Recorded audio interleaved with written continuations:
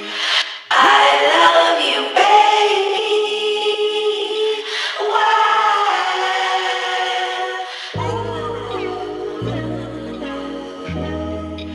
I love you, baby. Good morning, good morning, good morning, good morning. Check this thing on. 1212. I love you, baby.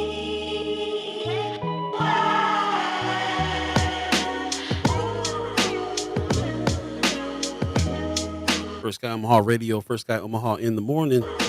In the morning.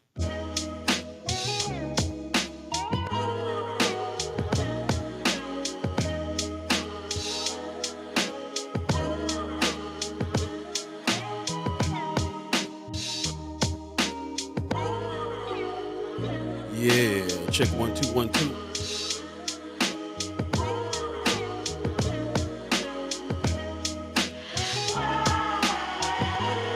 All systems go.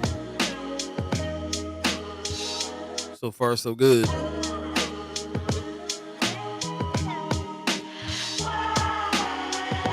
All Hey, systems hey, go. hey. Good morning, good morning, good morning. Thanks for joining us on this Monday, March 11th, 2024. You're listening to First Guy Omaha Radio, First Guy Omaha in the morning. In the In the morning. morning. Got a little delay there going on. But yeah, thanks for joining us. Okay. All you radio listeners, all you chat chimers, ghost listeners. Appreciate everybody joining us. Leg Keister in the chat already. Happy marvelous Monday to all. Appreciate that very much. Mark Banner gives us a good morning. Good morning, man. Appreciate you. Appreciate the Omaha Buzz report that you've been sending out. Got Me. me checking out different formats myself. Yeah. So especially in this gap that we're having here when it comes to culture news in Nebraska. So Yeah, man. man, R.I.P. the reader. Yeah. But yeah, new things popping up. Definitely check out Omaha Buzz. Gets down. Pops gives us a good Monday morning and mad love from Las Vegas. Appreciate you, Pops. Hey. Kimmer Snipe says, "Good morning, y'all." Yeah, y'all waking up, coming on in on a Monday. Man. How you Feeling the feeling, Mo? effects of daylight savings? You feeling it yet? Yeah, a little bit, A little bit? bit, A little bit? little bit. Yeah. Not as drastic as it has been in the past, but it still disrupts. We down to that, man. Minutes and hours when it comes to how much sleep we get around here. Oh So yeah, every second counts, man. Every second counts, especially when you burning it on both ends, like tend to do. yeah, yep. So everybody who is up this morning, appreciate you coming on through for the live discussion. Yeah, man. Yeah. Let us know. How was your weekend? What you get into? Did you get outside? Did you enjoy things? I heard it was kind of cold out there in the over the weekend. Yeah. Yeah, man. That Snow Yeah, so, Friday just ruined my whole weekend for me. I was just man, bad just all week. downhill from there, huh? I mean, no, it warmed up, but it still just it's got my head, set my attitude off wrong on Yeah, Friday. yeah. I'm, How I'm you doing still this getting morning though? I'm doing okay, man. I'm doing not bad at all. Just raring to get going on the week. And just lots of plans, lots of work, lots of refinement. Oh So, yeah, how about yourself? man. Same here. Same here. Just working. Trying to again. We got a lot of things coming up. A lot of things happening all at once. So staying on top of things, but still feeling excited. Still feeling energetic. In my personal life, getting ready for Ramadan. So just preparing for the fast Hmm. throughout the day and making sure that I'm keeping my mental in order. That's what's So up. yeah. I'm It, all is well though. All is well, man. did it Feeling start good. yet? Yesterday was the first day, I Officially. believe. Yeah. Okay. So yeah, I keep hearing in the news, Ramadan starting, still people protesting about what's going on in Gaza. Yeah, And yeah. there's nothing, it doesn't look like there's gonna be any cease fires or anything like that, even though, this is a religious thing for a lot of people. So Yeah. I mean, you got, countries like America pouring in billions, money going somewhere. we talked about last week. People were asking, "Are we going to speak on the president's State of the Union or whatever address he did. Did see a whole bunch of clips, whole bunch of stuff. I watched about half of it and saw a bunch of clips for other parts that people thought were pretty stand out. Yeah, it's pretty interesting, man. I can't wait to hear what brother Anthony Rogers Wright has to say about some of it. Um, you know, Biden all over the place. There's no Really? avoiding what's getting ready to happen right now with the two choices they're presenting. It's kind of messed up. So, you know, uh, as much as I like steering away from stuff like this, can't really do it this season just because of it being election season coming up. So people are talking about it. We got to talk about it. Choices. We got to make some choices, so on and so forth. So anyway, that's not necessarily what's going to happen in this show today, but it is something that is unavoidable at this point. Kind of the elephant in the room or the donkey in the room, depending on which way you go, I guess. There you go. See what you did Depending there. on which way, yeah. Depending on which way you go. So, yeah, we'll get into it in various angles and look at this whole situation. I'm just expecting people to lose their mind this here election season. They ain't lost it already. Right. RG coming through Cornell West 2024, reminding us that there's another option out there. Right. Another Yeah. option. Yeah, About to well, get we'll together see. on We'll that. see. Again, hopefully, things pick up as far as the campaign and the visibility for Brother Cornell West and Brother Anthony Rogers Wright and the whole team. Yeah, looking forward to see what they got going on. They're working hard. RG says top all the morning to y'all. Appreciate you coming on Hey, in. Kimber said the snow was gone by the next day. If you get sun. Yeah, I know. Still, my attitude was still it was snowy. already ruined. Still had a snowy attitude. Black Dynamite says top of the morning, y'all. What's going on? What's Hey, going on? Mark Manner says I had a huge crew come into the store and interview me for a Bud Crawford documentary talking about the music he uses and what Omaha music scene would have been like when he was growing up. Wow. That's dope. yeah, I can't wait to see that. yeah. Nice to hear. They putting a documentary together for Bud. Would like to see that. That's right. I wonder who's doing that. I wonder is that Yeah, give some more information on that. That's interesting. I'm gonna check a in on huge that. crew. That's what I'm talking about. Get the huge crew going. But Yeah. we got a small crew for this show today, but it's Hey, all right because we got all of you as co-hosts, all the Chad Chimers that have gotten up this morning. Appreciate all the good mornings this morning. We're gonna get this show started and jump into it. Got special guests coming on in today. So again, welcome. Fresh edition of First Guy Omaha in the morning happening in the now. morning. Yep.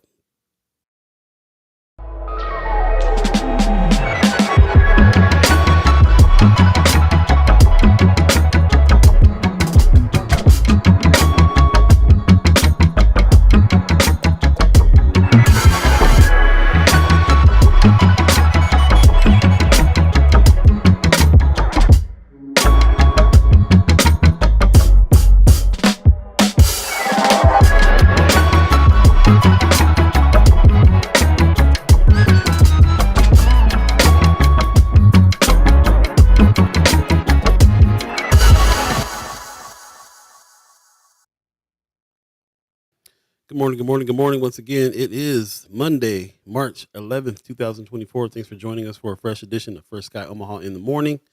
My name is Paul B. I got Buddi3 Da Gawd over here. In the morning. Oh, yeah. Hey. Sorry. I'm tapping myself on that. Yeah, Buddi3 Da Gawd in the house. And all of you chat chimers, ghost listeners, radio listeners. Do we got a delay? What's going on? We got a little delay going on?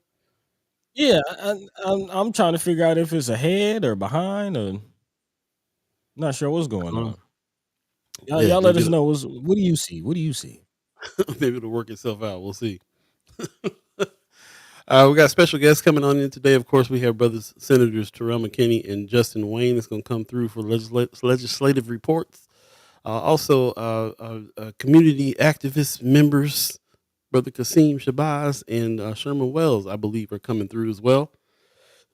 Definitely some things to talk about. Brother Wells now is such a Sherman is in there with the meetings with everything that he's working on. He's out in them streets on a regular basis, and he always comes back with some reports. So it'd be interesting to talk to him about some of the things that's happened. I think he's reached out to county commissioners and things on trying to get money from Mr. Blake And so, yeah, be interesting to talk to him, see what progress has been made in those areas. And need to remind everybody about that too. We're still on that campaign, trying to search for Mr. Blake. So you guys, Mm-hmm. hashtag where is Mr. Blake is still a thing. If you have Oh any yeah. Oh information, yeah.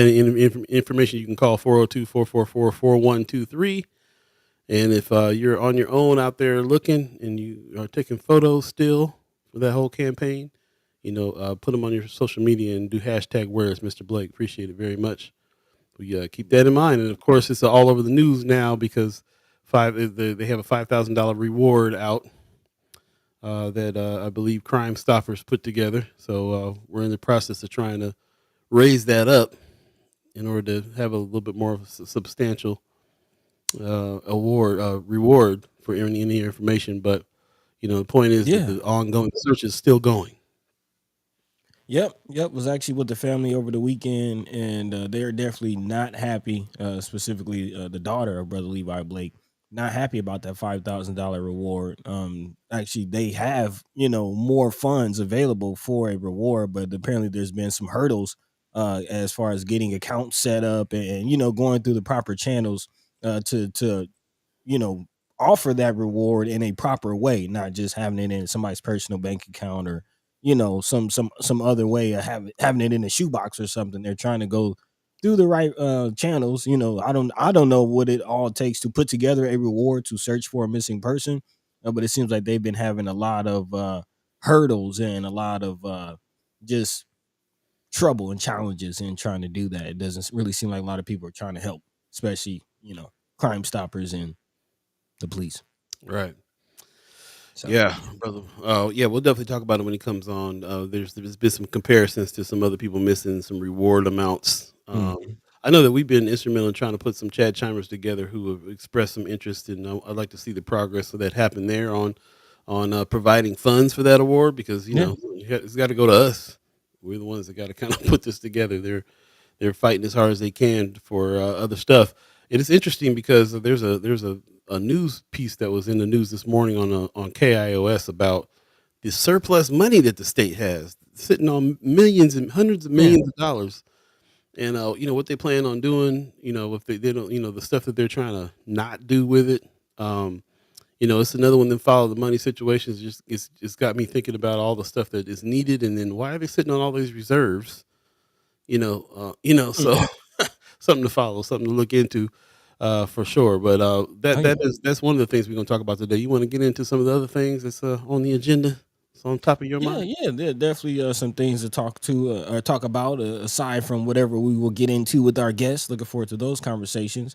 But also, some other things that let your mind be free and let your voice be heard on. Definitely, Chris Baby Boy Bowling coming with a hard Hey, hitting article, man. Yeah, this coming out of Flatwater. I was reading through this morning, like, So yeah, shout out to Chris Baby Boy Bowling, still doing the good work.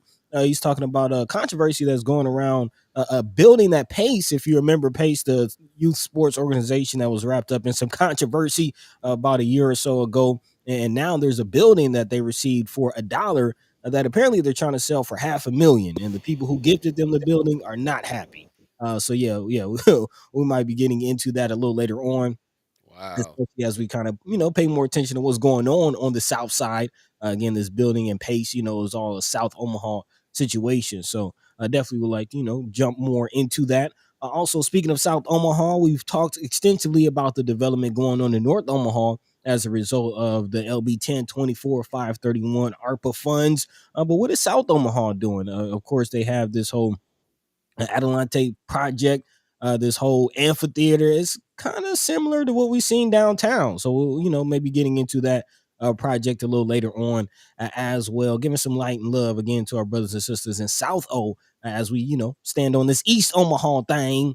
Yeah, definitely would love to hear and talk more about that. Also, continue to talk about prisons. A shout out to our friend of First Guy, Paul Philman, always letting us know about things and keeping us on top of things. Dropped us in a friends of. Apparently, there's some screening tests and some drug testing that's being used to punish prisons or prisoners. So yeah, definitely again continuing to keep an eye on what's going on in Nebraska's prisons. reminding everyone that, by population size, it's not population size, but by just overcrowding. It's the most overcrowded prison system in the nation, as far as how many inmates these prisons are supposed to hold and how many they are holding. Again, busting at the seams. So continuing to keep an eye at what's going on in these prisons. And of course, many other things happening in the news. As always, if there's anything on your hearts and minds that we're not talking about, feel free to drop that into the chat. Let your minds be free. And again, let your voices be heard. That's right, man. Let your voice be heard. That's what this is all about. Appreciate everybody that's coming in and giving us information, especially Kimra Snipes, who is kind of the resident, research and developer around here. Really always Hey. coming with the goods. She said, Sherman in the chat. She says Sherman and the guy who runs Crime Stoppers were on the stage at Saturday at the Violence and Justice Summit discussing it. There was a Violence and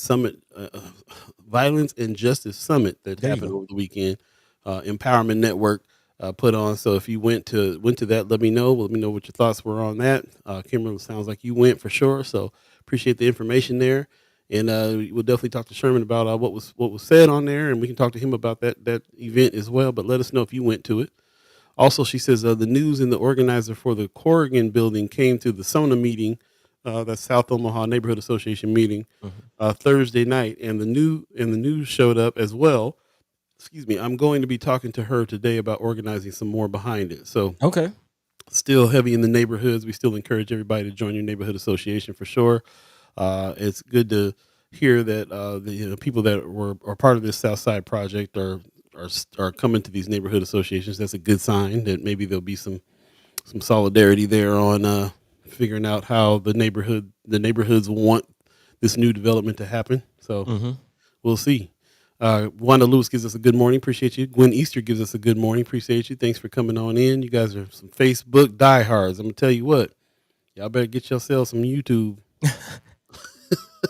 Now we probably ain't gonna take Facebook away, but we do encourage everybody who's commenting to move over to YouTube and comment, and also encourage everybody who is on Facebook and YouTube. Please share the show so we can get as many voices in as we can.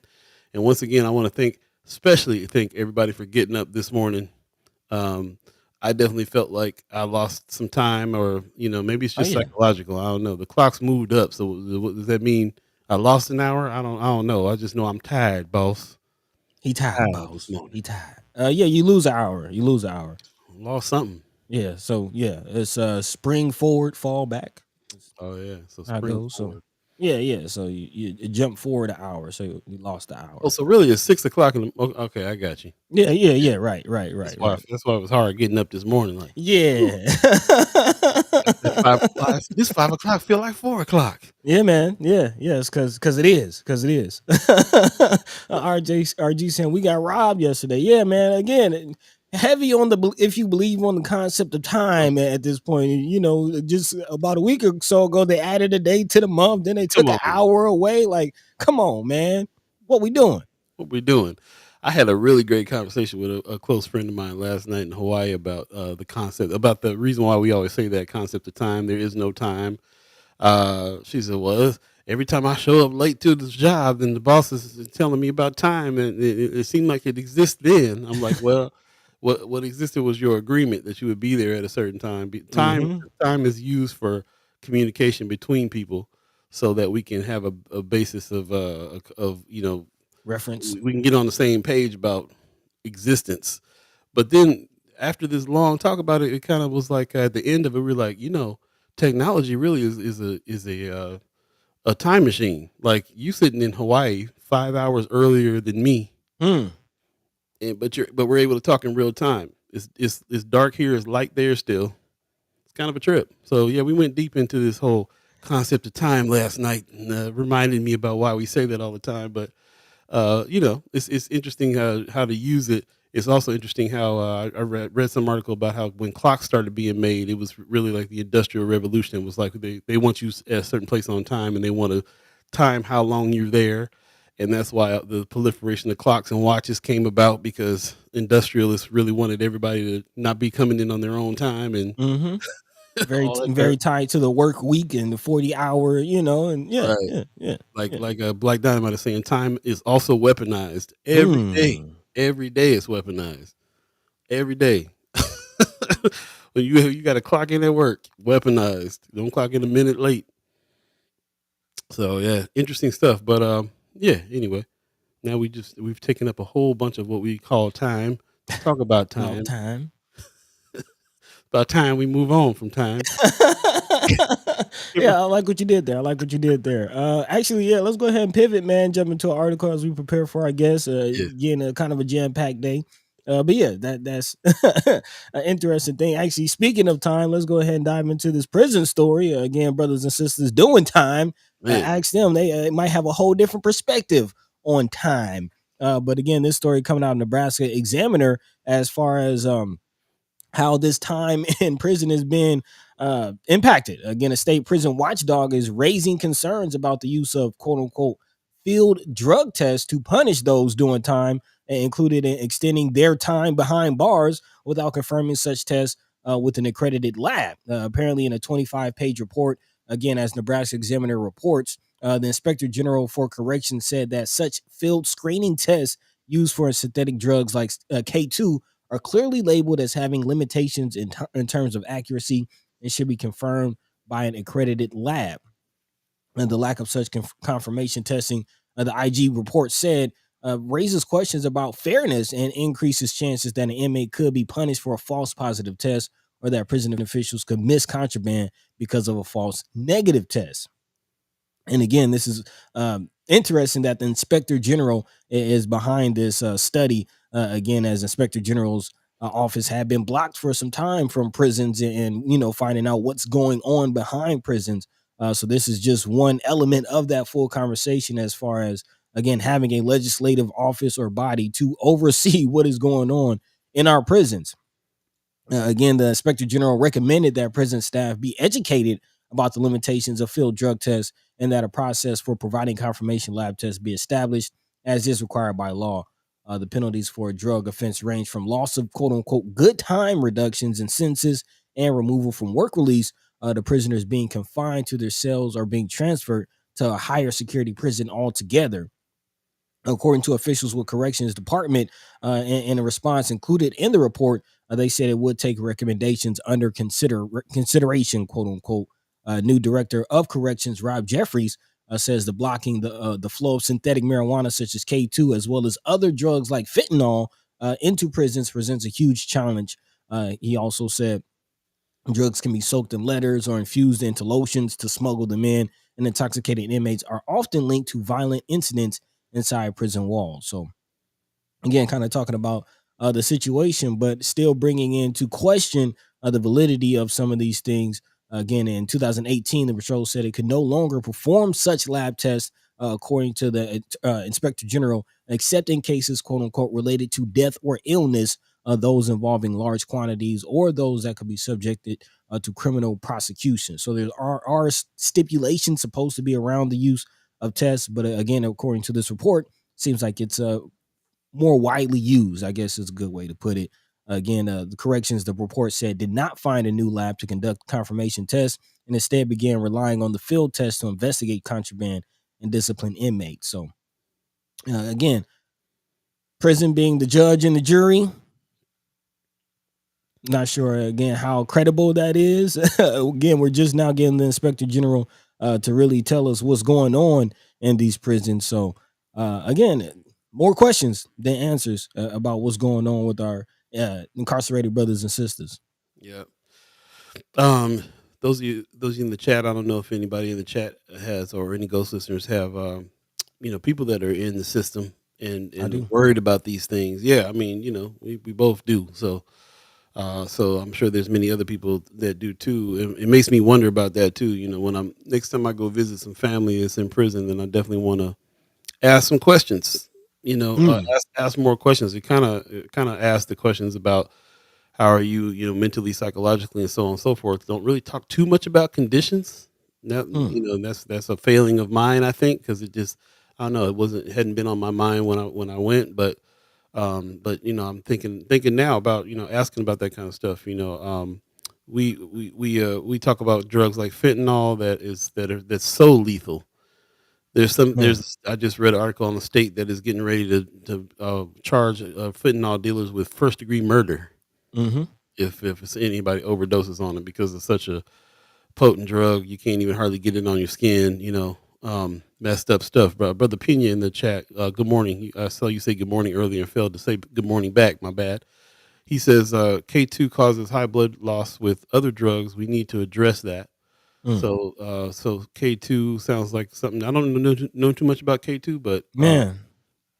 yeah, Yeah. all of it sounds very dangerous. Is my point right now. So I can understand the fear and and the want to shut it down. But yeah, the tactic, especially for people that are already incarcerated, how does that? You kind of look at the tactics because that judge and jury thing ain't it either. I don't think. No, it's not. It's not. And it just kind of brings into question what programs are available in these prison walls. Like rather than testing inmates and punishing them, are there substance abuse, programs available in these prisons? Right. What other routes are being used or even considered? Again, more questions than answers. I don't know if anybody has that information in this chat, but these are the types of questions that come up when you hear this type of story. I have a little bit of information just because of doing this, working on this Right, documentary okay. film for MCC. There are programs that you can sign up for when you're in prison, detox and stuff like that, and even more programs when you're on your way out and you join up with one of these kind of like 180, like the MCC program, Hmm. that helps you transition out. A lot of these programs will be able to help that if that's what people are looking for. But again, man, I go back to this whole idea about like it's such a situation where it feels like punishment instead of Hmm. rehabilitation or help. There's such a paternal kind of attitude in our state. It rather punish than help, or if they do want to help, they want to punish first. It's, we're gonna Yeah, I punish you mean, first, and while you're in there, then maybe we'll halfway help you. kind of listen to the tone, if you will, from corrections director Rob Jeffries. Kind of as he's talking about, he says we need to be proactive, vigilant, and steadfast in our drug interdiction strategies.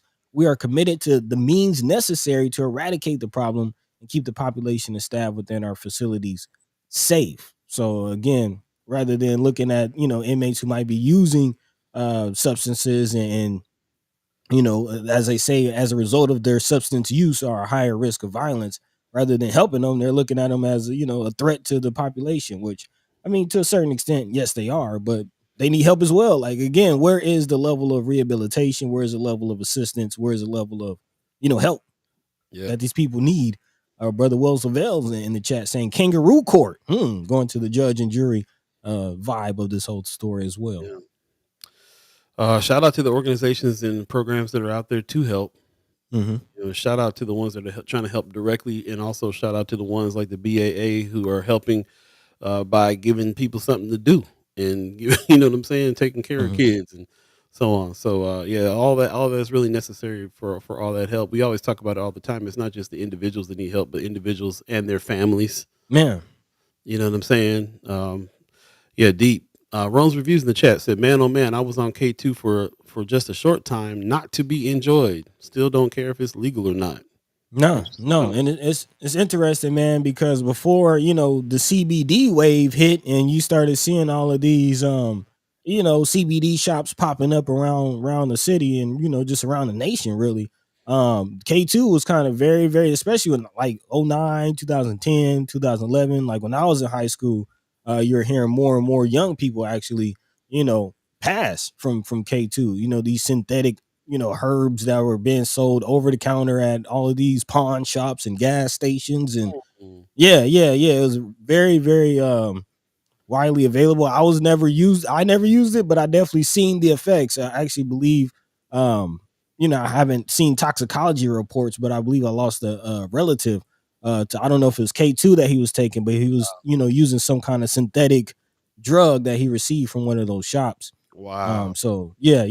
Again, all of that is very interesting. And when you think about prison inmates who might not be able to get the drugs that they might want, they'll kind of take whatever they can get their hands on, and things like synthetic things like K2 are more widely available, which again just points more to the necessity of those types of substance abuse programs. And again, Yeah, what is that? What is the state of that in these prisons? that's real. Kimber Snipe says if you show up and the program has already started, you have to wait until a new program starts, and then if the new program starts, you're getting out before it ends. Yeah, Mm-hmm. many would rather not even start. My little cousin is down in Lincoln. Mm. Little testimony there.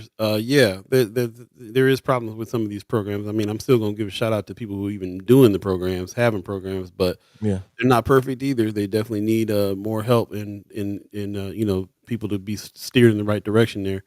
Bo Youngblood, good morning. Out in West Coast says sometimes drug problems stem from some form of behavioral health issues. We should treat them as such, in my opinion. Yeah. Yeah. Yeah, Yeah. What is the most def. mental state of these individuals, who might be using Yep. substances? Black Diamond said that's what bath salts are. Interesting. I didn't Mm. realize that. Yeah, man. Mama God says, good morning, First Sky fam. Good morning to you. Appreciate you coming in right on time because we got a special guest waiting in the wings. Hey. We're going to say good morning to as well. Ladies and gentlemen, without further ado, we got Brother Qasim Shabazz of the BAA in the house. Good morning to you, brother. How you doing? Morning, peace, peace. All right. Peace, peace, peace. Ramadan Mubarak, yes, sir. Yes, yes, yes. Ramadan Mubarak. Yeah, How you feeling, bro? man, I'm doing good. Got me a little sleep last night. Had a busy weekend. I'm okay. How about you, brothers?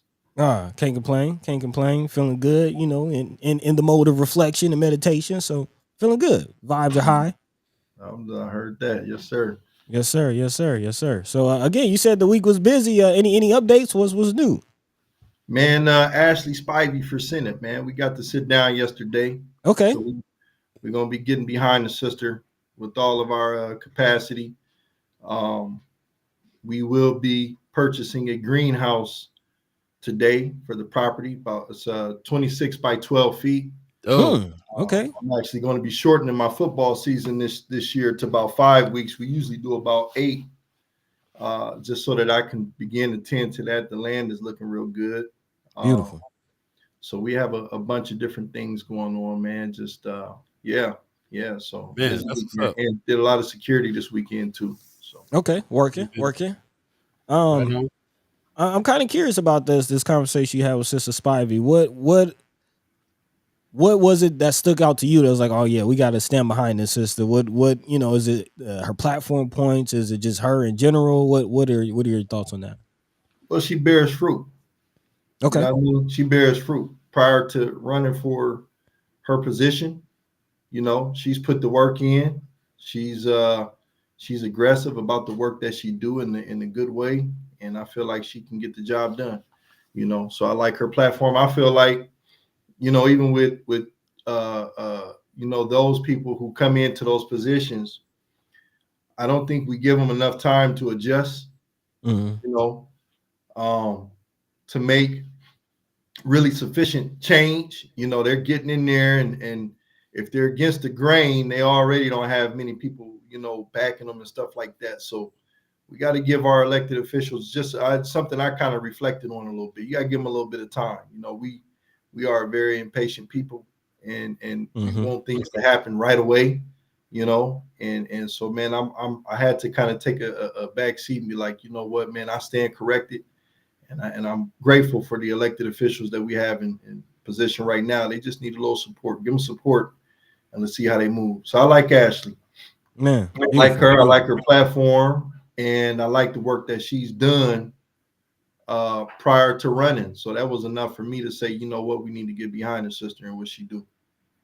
Yeah, yeah. For those not familiar, again, she's the founder of IB Black Girl, also co-owner of Best Burger. So when we had the conversation with Senator Wayne about succession planning, she's kind of checking off some of those financial boxes. He said some of the big hurdles is just being in the financial position to even run. And she kind of fits that mold as we talked about. You see a lot of elected officials running nonprofits and things like that. Seems like that's the path she's on. As far as her platform points, is there anything that's jumping out to you as far as her platform that we should all think about, be aware of, get behind? Um, yeah, that kind of stemmed from your conversation with her. Can you She, hear us, Brother Qasim? you know, she, yeah, I can hear you. Can you hear me? You guys' computer is something is lagging. Yes. Can you guys hear me? Okay. Okay. Yep. So Yeah, we can hear Might you. be starting me. to think we on Call of Duty, No, you man. good. Lagging. But Uh, so yeah, you know, you be in the middle of a shootout and start lagging on you. But so Yeah, man, you man. know, she's a lot of the stuff that okay. Yeah, a lot of the stuff that she said, man, and you know, she's had an opportunity to observe those that are in position now, you know, and one of the things she stated, and I think she stands by it again because of what she does. I do believe that someone who looked like us, that's relevant and believing in, you know, trying to help us get ahead, trying to help us get up, you know, get up a little further and stuff like that, so that we can actually have a stake in the game. So she wants to deal with us delicately, you know what I mean, and paying attention to our issues.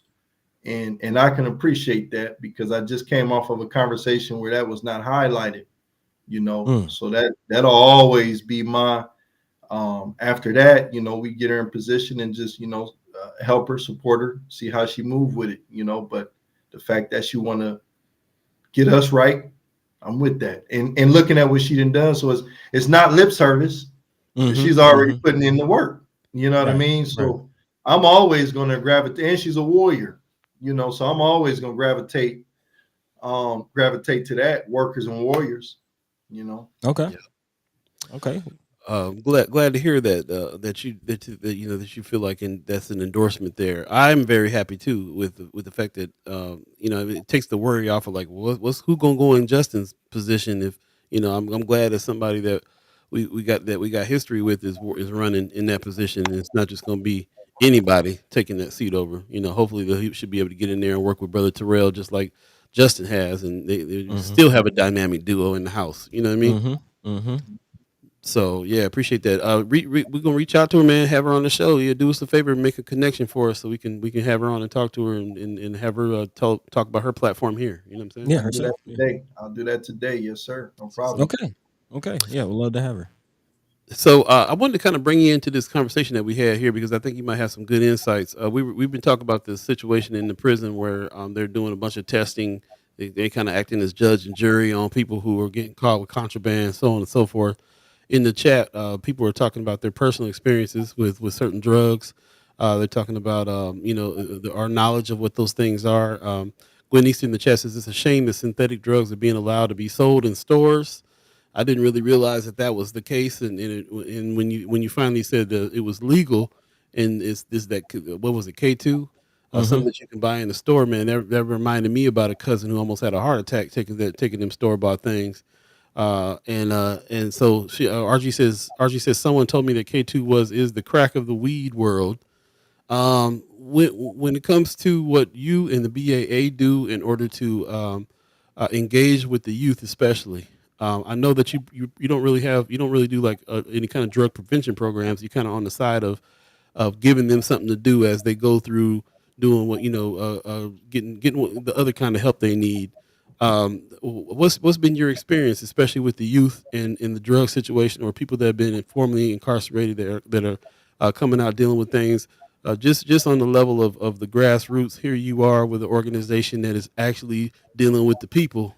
What's been your experience? Mm. Well, we actually do have a drug prevention. That's a part of our gang education. Word. Um, Okay. so, I mean, all of those boys, I don't know if people have been paying attention. I got pushed off my other page. I'm on another page, of course, but I don't know if you've seen a couple of my stories with all of those boys where I hiking, uh, almost 20 of them a couple of Mm-hmm. weeks ago. And so all of those boys there, the children that we deal with, part of the gang education piece is education and awareness. You know, that's one point that I made a while ago, is that, you know, I mentioned a program called DARE growing up that was ran by the police department.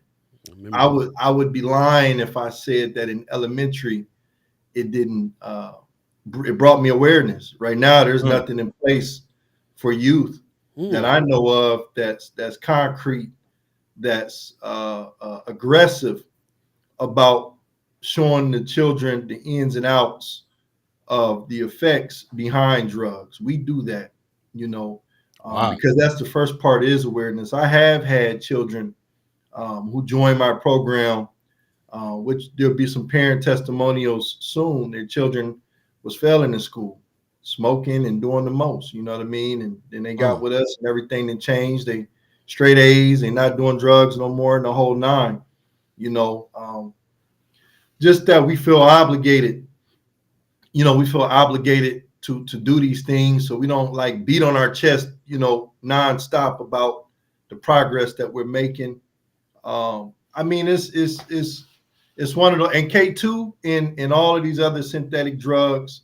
I was having this conversation.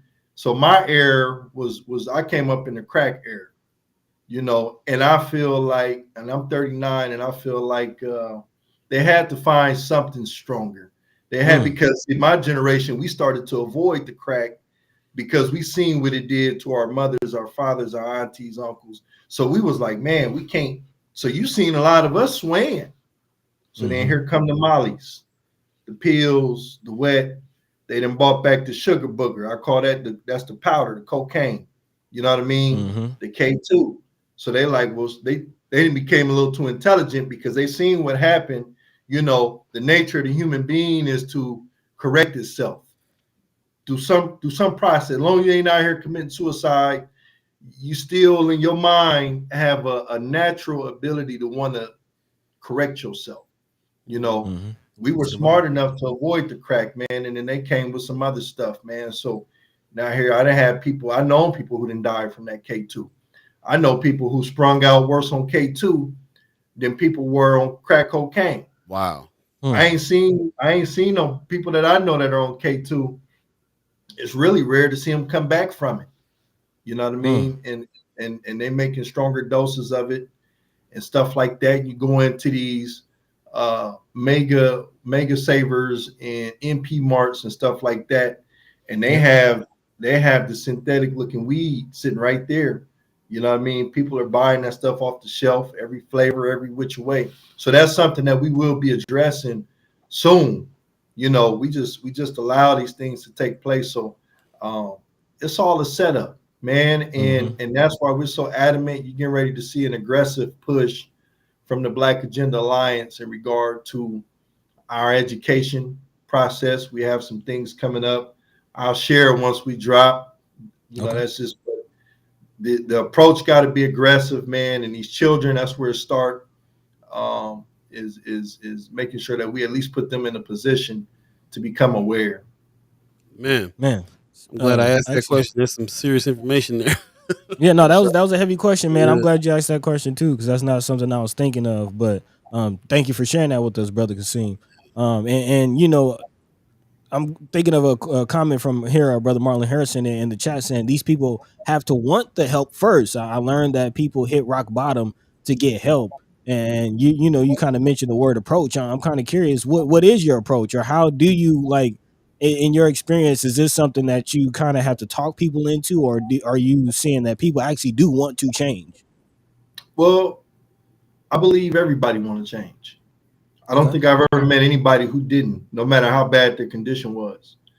I think what it come down to, as far as myself, when I have an approach or a crack at it, I pay attention to, because I deal with children, right? So I pay it because I'm that mentor. After spending time with your child, I didn't have parents be like, woo, after I spend time with that child, I get to know you as the parent, I'll come tell you the problem as the parent. You're smoking around him, you're drinking around him, you're having parties around him, you're going out at night. You're making the process. You need to get help. While you're getting your son help, you need to get yourself some help too. So as far as approach, brother Marlon is correct. You do. I think everybody want it. I think there's levels to wanting it, because an addiction is something that, unless you've ever had it, addicted to something, you don't understand how hard it is to break addiction. Addiction is to anything, is hard, so having enough patience you know, having enough patience. And also the one thing that I do that have worked, man, I said about 98% is introducing these children to things that they've never been introduced to before, nor will they, you know. Mm-hmm. Our little black boys want the same experiences every other culture of boys want or gained in their communities from gardening. That's why we buy in the greenhouse. I'm Man, not, it's another piece I want to talk on, but I'm not going to speak on it yet because I'm going to let it manifest. The archery clubs, the shooting club, which we get ready to start here within another 2 weeks. You know, all of these different hiking and fishing. And, you know, you have to, I was told not to wake the devil up until you got something for him to do. mm, You know, so mm. that's, and we can deal with that metaphorically. I'm not calling any, but metaphorically, don't wake him up until you got something for him to do. That's Lip what's up. service only goes so far. Oh yeah, oh yeah, oh yeah. And they say idle Hey, time is the devil's workshop, man. So definitely give them That's something right, to do. yep, man. yep. Hey, I want to go ahead and bring our other guest in that's waiting in the wings. Ladies and gentlemen, another person that's on the tip, on the activist tip, man, is really doing some things. Brother Sherman Wells with Untamed is in the house. Good morning to you, brother. How you doing? Good Peace, morning. How peace. y'all doing, brothers? How y'all Every, doing? every time you come All in is with that well. background, I'm like, man, I gotta step my game up, man. This man, Yeah, how you doing, man? Man, I'm doing all right. It was a pretty eventful weekend.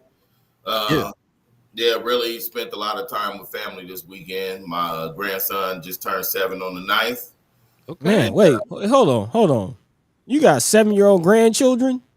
Yeah, I got 7 grandchildren. What? Wow. What? Ain't a lick of gray in your beard, man. They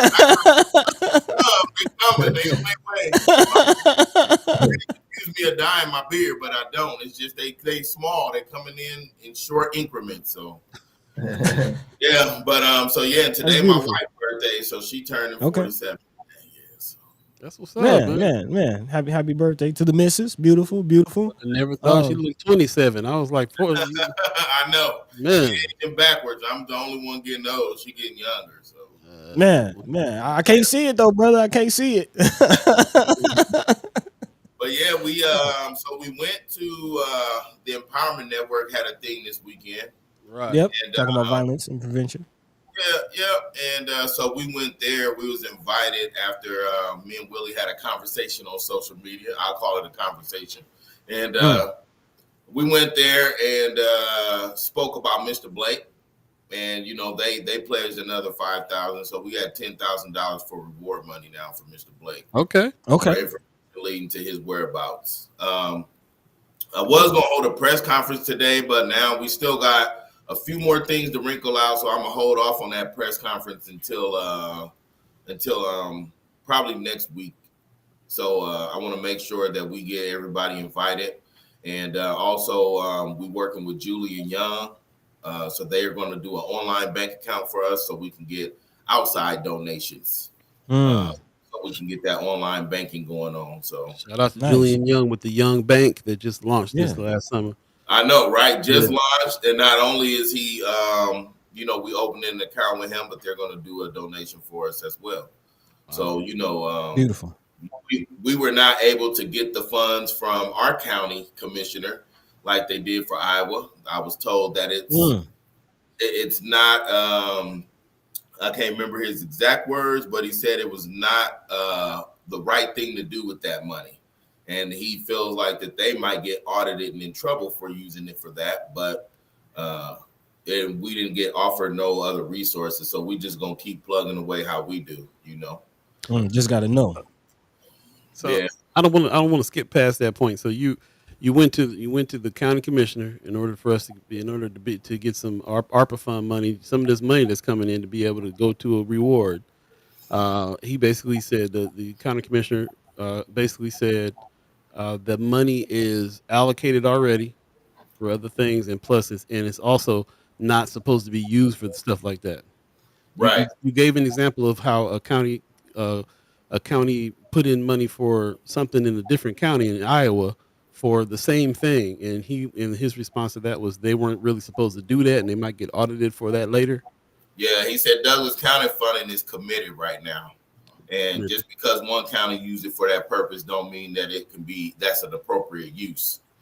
And he said, I think the use of the funds for this will be called into question at a later date by the federal government for an audit. Again, there won't be support for this, is what he told me. And then then your last part of that was you saying you wanted to get some kind of reference or some kind of idea where else you can go to get some funds, and there was no help there from the county commissioner on that either. Okay.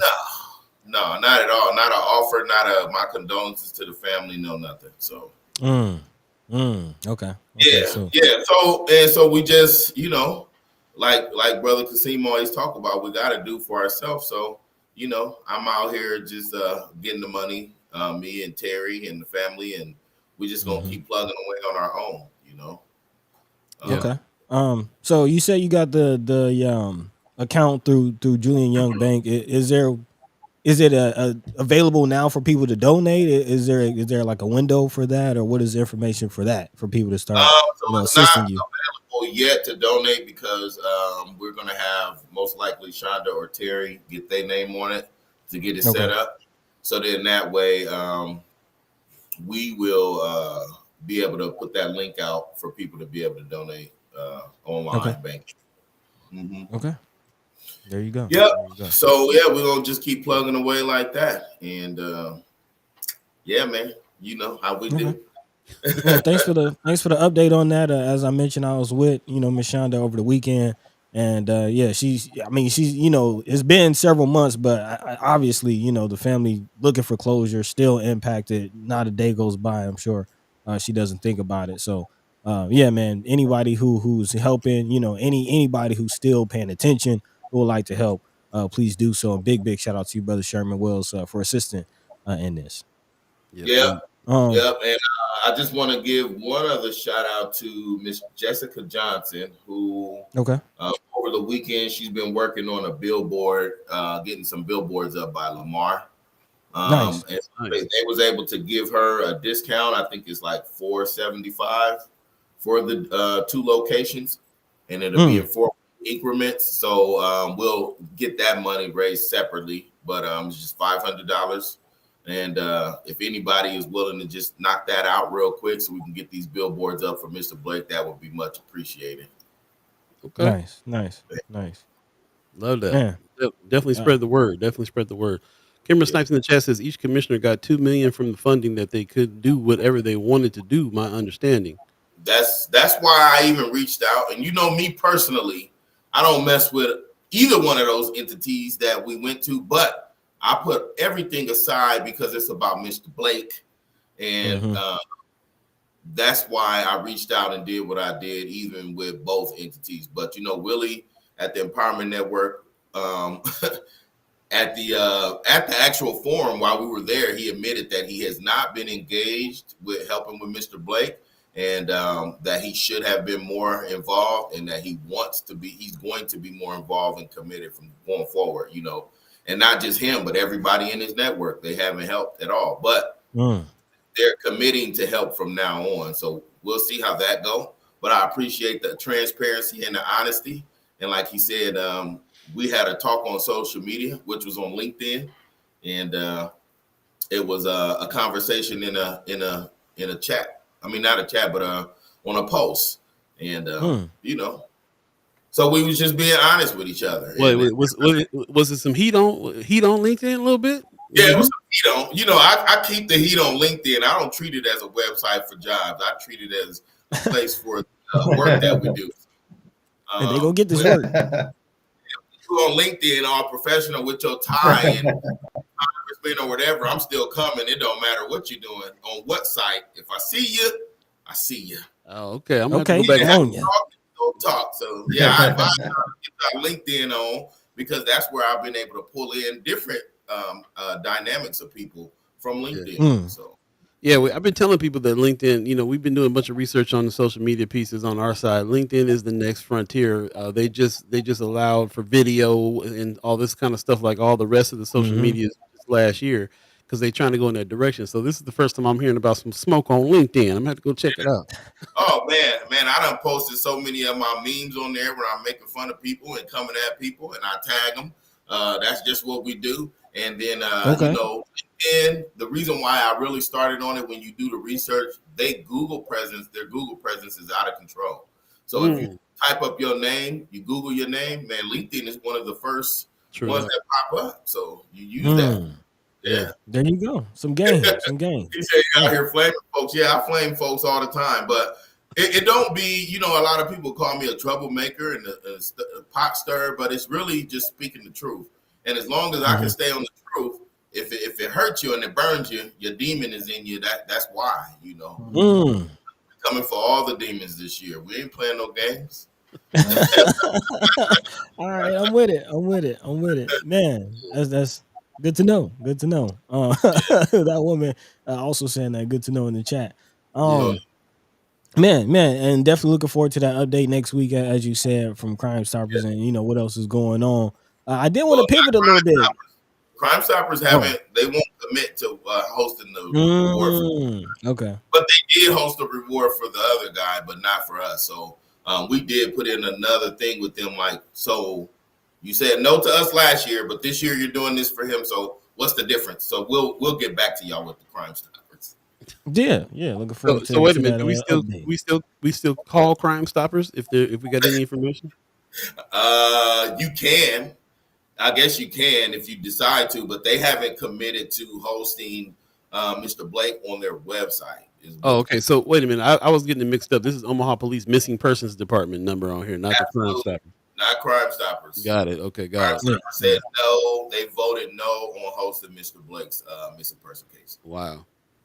There you go. Demon Slayer. Les Butler said, "Call you the Demon Slayer." Cut him down. And that guy that always got his gun with him. I don't know. We just, that's that guy, that other guy over there. Right on, man. I did want to pivot a little bit and get back into a conversation we were having with Brother Qasim, and this is something that I know Paul was interested in hearing from you about, Brother Sherman, as far as families and dealing with parents and making sure, again, Brother Qasim had mentioned, we were talking about, again, substance abuse and just dealing with the youth, dealing with our community and trying to steer them in a more positive direction. And Brother Qasim said it comes time where you got to look at the parent like, hey, you're the problem. And I know, again, there was supposed to be the family conversation during the Black Agenda Alliance conference. I'm just curious to your thoughts, and you're also active in the community, also active with a lot of families. What are those conversations like, and just kind of what is your input on that whole situation as far as keeping parents accountable and really making an impact in our community? That's a real tough one because they'll be ready to fight you when you tell them the truth. Before I was with a bunch of people or doing anything with the Agenda Alliance, I was solo, going in parents' house, going in the houses with the children. We would play the game and talk and stuff like that. Well, I've been confronted by fathers like, why are you over here playing the game with my child? And some thinking some attempt to get close to their woman, but it was never that. And then also the description that we give young boys of what a man is sometimes don't fit their example of what they see. So then it's like, are you trying to come at me by saying this? But it's never that, because I don't know exactly what you do as a father or a parent. But my description to the child is what I do, So I think a lot of the times you can take a child out of the house, you can do all these great things with them, but when you sending them back to a pit of hell for them, it's difficult. So having a conversation with the parents is very, very important, because it has to be more of a group thing, because and then holding them accountable. But like I said, everybody can't handle the truth. And you can pretty much tell if you speak the truth a lot and you walk into the room and they know that you're coming, they get uneasy when they see you, because that's that guy that's been telling me what I should be doing, and not really should, but just giving you examples, because you can't make a person do nothing. And I always hope that the parents take it as love, because I love you anyway to even be over here with your child. That's not my child. That's not my seed. But I do take responsibility for children in the village, in our community, in our hood, because it is, they might have interactions with our children. And so, and I love them like a child of mine. So I always hope they never take it personal. But yeah, the conversation with the parent is really tough. And I think the delivery, you just got to do it personal, not in front of people. That way it's more sincere. They don't feel like you outnumber fronting them, and that is what's usually worked for me when I can get it separate. I can see things happening in public, but I will never address it in public. I have to, wait until you see them in person. So That's definitely our style too on this. It's coming with a sense of respect. How would you want to be approached on this? You know what I'm saying? Like, Not but blasting. it's a tough thing. I'm thinking about that too. Like I think that's the reason why a lot of people hold back on trying to help. To be honest, is because they know they're gonna get that smoke from the parents, and you out here fighting. You know what I'm saying? And but I like every time you guys. I've heard you speak at at some of the BAA and Untamed meetings that you guys put together. Just being blunt, being plain. We talk about support for the kids, but you got to have support for the family, for the kid too. And you're right. You got people that are saying, "Hey, my son's at school smoking and acting up and this and that. I don't want him to do that, even though I'm doing it." How you gonna even show somebody that? If you doing, you got to you got to be able to say to them too. Well, first you got to stop, then maybe you can make him stop. So just the idea of the approach of we're gonna deal with this with the whole family, not just the child, is already light years different from every other, some of these white organizations out here, and some of these nonprofits out here that are talking about trying to help. boy, They speak on help. it, Paul. Yeah, Say what? I do want to say, I want to add. So with me and the programs that I run, the thing is that as long as the parent is consistent, that child, I don't give up on them, Right. no matter the condition of the parent or the child. Because what happens is that we talking about generation shifts. You see what I'm saying? So that child may come into that program, may be the reason that whole lineage switch up over time. And I've had parents change. I've had parents change Makes sense. through watching their child become developed. It's very unique. You see what I'm saying? So because of my consistency and my persistence when it comes to dealing with the children, man, I've seen it all. I've had parents, they stopped bringing kid because I addressed them, like Sherman mentioned, because the thing is, if if you don't want to deal with accountability, I can't really too much. You know what I'm saying? I have to be able to express and explain to you what's going on with your son, and I have to be able to tell you the truth. Right. And you have to be willing to accept it. Okay. Now you may not change overnight. Long as you keep coming, keep bringing your child to the program, we're gonna get it together. So I don't give up on them.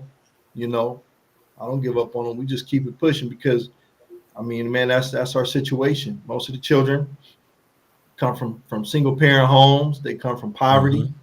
You have to be extremely compassionate and delicate with the situation, yet stern. I have a particular way in which I run things. The boys know that when they show up.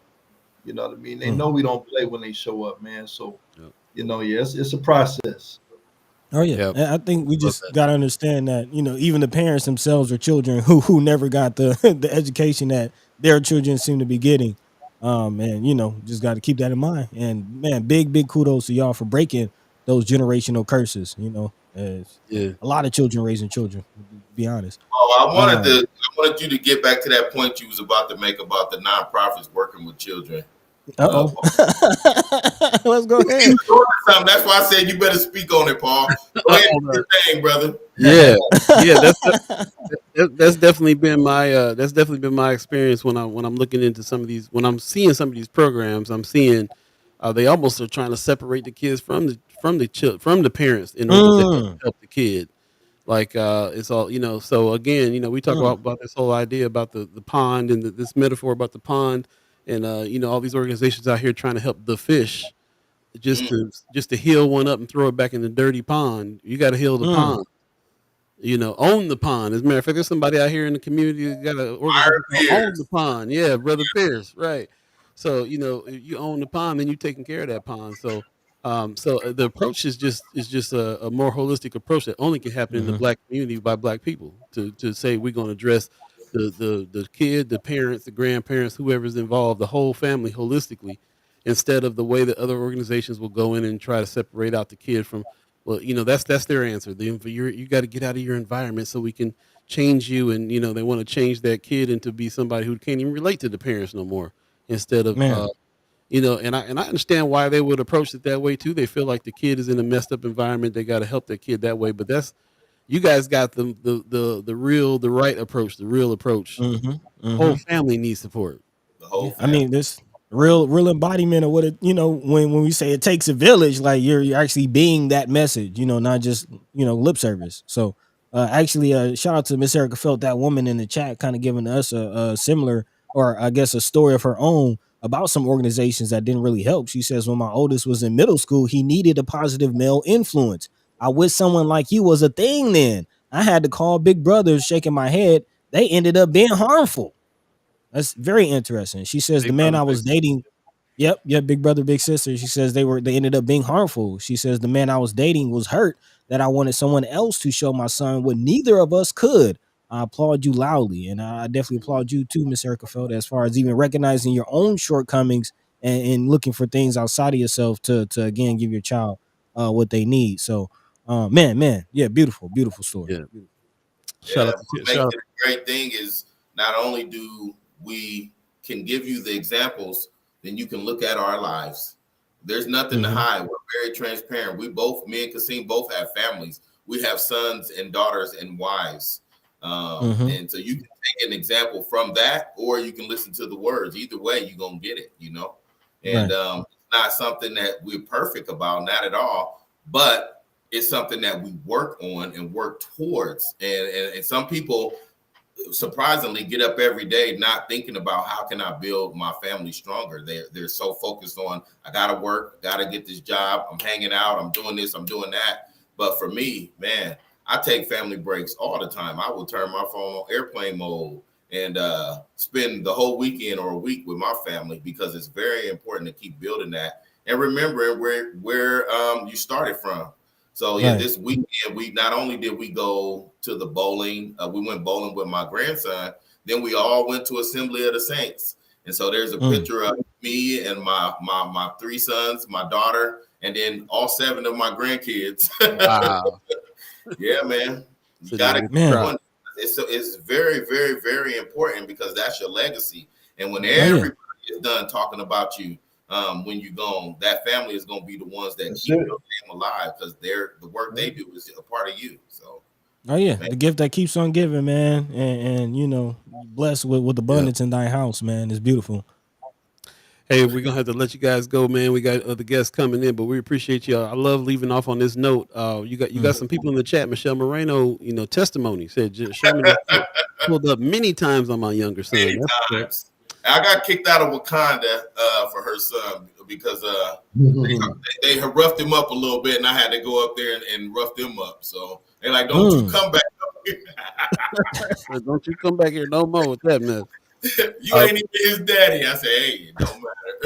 That's right. Hey, it takes a village. We thank you, brothers. We thank you. Yes, thank sir. you, brothers. Any last words, Brother Qasim? Want to give you last word too? Man, just I agree with everything. You know what I mean? And definitely pour into my own.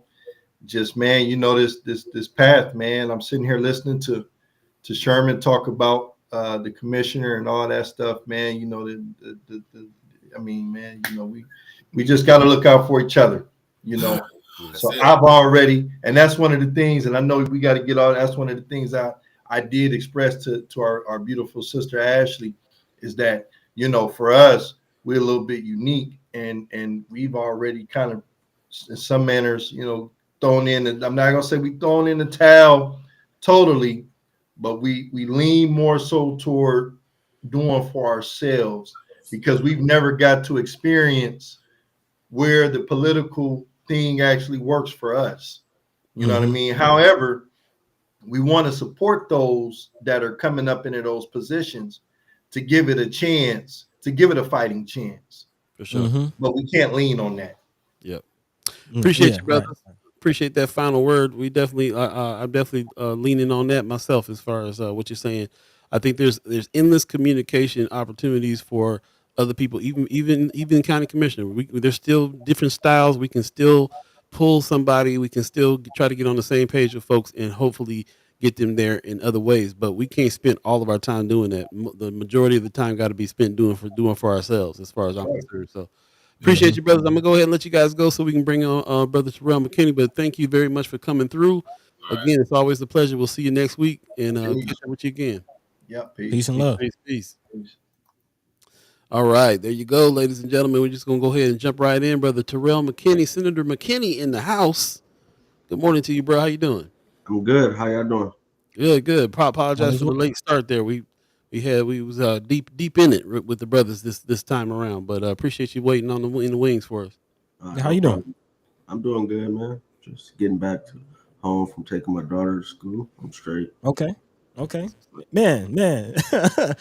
Speaking, man, just going right in for what we were talking about with Brother Sherman and Brother Qasim as far as, leaders and, being fathers and husbands and being the example. So shout out to you, always on daddy duty, and still taking the time to speak with us in your morning. So thank you for that, man. Yeah, I guess how was your weekend? How, aside from the family, how things going? Weekend was cool. Just chilled out. Went to a couple events. I went to Preston Love's kickoff thing. Yeah. On Okay. Friday, and I think I went. Yeah, I went Saturday too. It was cool. How was that? It was good. He had a good turnout. It was a bunch of people. Good. I didn't realize they had some Saturday too. I missed Friday. If I'd have known about Saturday, I'd have tried to make that. Yep. I'm glad he had a good turnout. I'm glad you went too. I was going to ask. I was hoping that somebody in the chat went and give us a little update on that. So you said good turnout, good event, everything. Good support. It look like he's going to get good support for this run. Yeah, we'll see. It was a lot of people there. Just gotta make sure you keep that engagement up. That's the biggest thing. Keep people engaged and doing something. Right. Looks like our brother Guillermo Pena was also there. Says it was fun. Okay. Hey, okay. that's what's up. So this was just purely a kickoff for the campaign, just engaging with the people. Yep. Okay. That's what's up. Right on, man. I appreciate you coming through. We want to give you a chance to jump into some of the things that's on top of your mind first, and then bring you in on some of these conversations that we're having. What's going on with you this week? This week, we start the budget conversation in the legislature, which should get very interesting.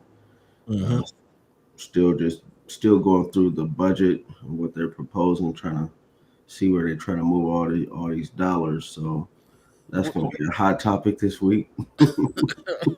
I heard a little bit of an article this morning on all the surplus funds that the state got and how they holding on to them. Is that part of this budget conversation? Yeah, it's all part of it. They're also going through cash funds and transferring dollars to different places. It's a very interesting budget. So we're gonna have some conversations. We've been kind of talking around it, but haven't really talked about exactly what is going on. If you remember last week, we kind of talked about what's going on. $15 million is expected to be pulled from mental health services across the state. We have another article coming out of Nebraska Examiner about $170 million reduction from the state's rainy day fund.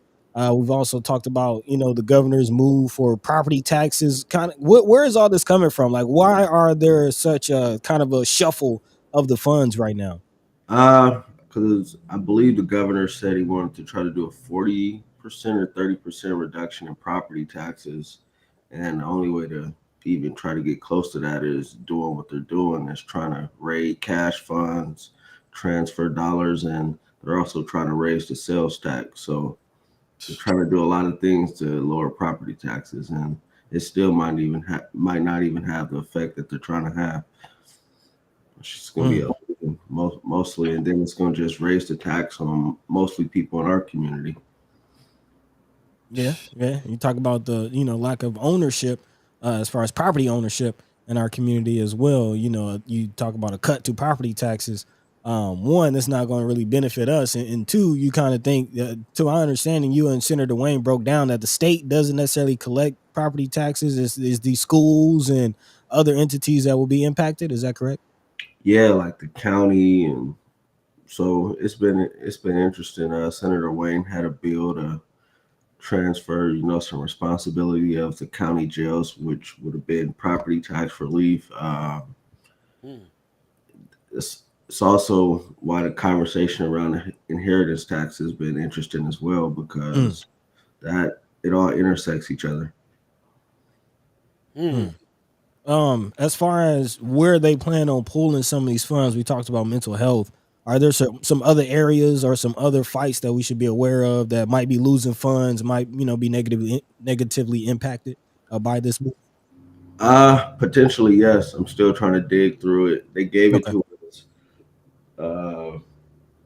What was it, Friday or whatever the last day was last week? So I'm still trying to dig through it and see what's in it. It seems, it seems a lot. I think every time we get a little glimpse or a little article, a little something in on it, on what he's trying to move around, it's always prefaced with there's kickback. There's a bunch of people that are like, nah, this is not how to do this. Seems like he's getting more opposition than he's getting support. Does that seem like it in up close and personal? I would say, yeah. I mean, a lot of like the stuff they're trying to do, even it's like both sides are saying, wait, you shouldn't do it, or we got questions. So it's not just a one-sided thing. It's honestly both sides kind of trying to pump the brakes and try to figure out what they're trying to do. So I think this last month of this session is we're probably gonna have some hard conversations about a lot of things. So if you had to pick say you pick three things that three ways that it would affect North Omaha, what are some of the top? Maybe just one. What's the top thing in your mind on how his what Pillen's plan for lowering property taxes is going to do to us? Well, one is if they are able to raise the sales tax, that's direct impact on us. Especially on poor people who that's who they're trying to raise the tax on. I would also say probably when you look at the services that might get cut, or the funding is lessened, it might not get cut, but you start looking at these different agencies and look at how the budgets are being decreased as well. So that's something to look at, because a lot of times a lot of this money sits in cash funds, is not being spent down. So they're kind of taking the philosophy, oh, if you're not spending it, we're just going to take it, which could have an indirect negative impact. Yeah, that was kind of the conversation surrounding the mental health services, saying that they had, even though they might lose 15 million, they had, some odd millions left over. But from what I read, they were saying that that's false. That's a false kind of narrative, because Yeah, a lot of the money that they are sitting on because they're trying to push programs forward and use it to pay for programs that are being held up. Is that accurate? yeah, and that's has been central to our concern with all the dollars with 531 and 1024 and letting them sit in the state's coffers for too long, and that potential of them trying to come back and try to grab that money. So that's why we've been, we've been saying, we need to make sure these dollars are moving, because if they sit, who knows what could happen. They'll find somewhere to put them, for real. Yeah. Man, wrap the movement of the money up in red tape and then say, well, see, you ain't using it. We need it for our lake. Yep. Which is probably the reason why there's such reserve now from that being done before. The article I read this morning said that it's the highest level of money that has ever been in the reserve. We got all these issues going on, but they're holding hundreds of millions of dollars. Well, it's two different philosophies. I think when Ricketts was governor, I think they had a deficit, and then they started to save a bunch of money. And then the appropriations chair, when I first came in, I think he had more of an interest of, putting money in the reserves just in case something bad happened. And Rainy now, day. now we got a different administration that is more so saying we want to cut spending, but we want to pull these dollars that we ain't spending too. So it's been interesting.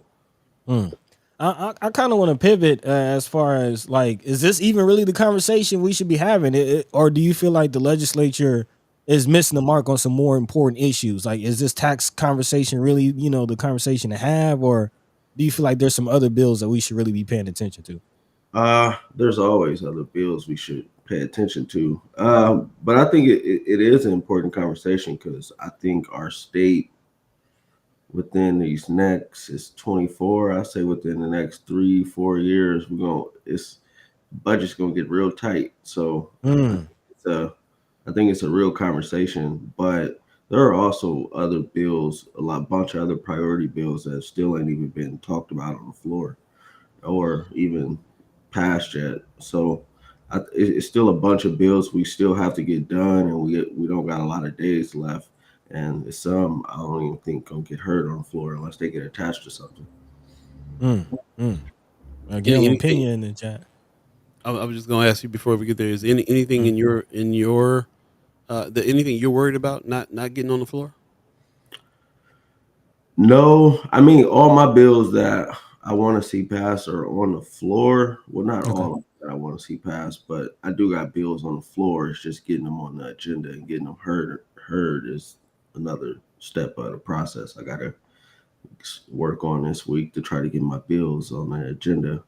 They still haven't popped up. What does that work look like? What do you got to do that?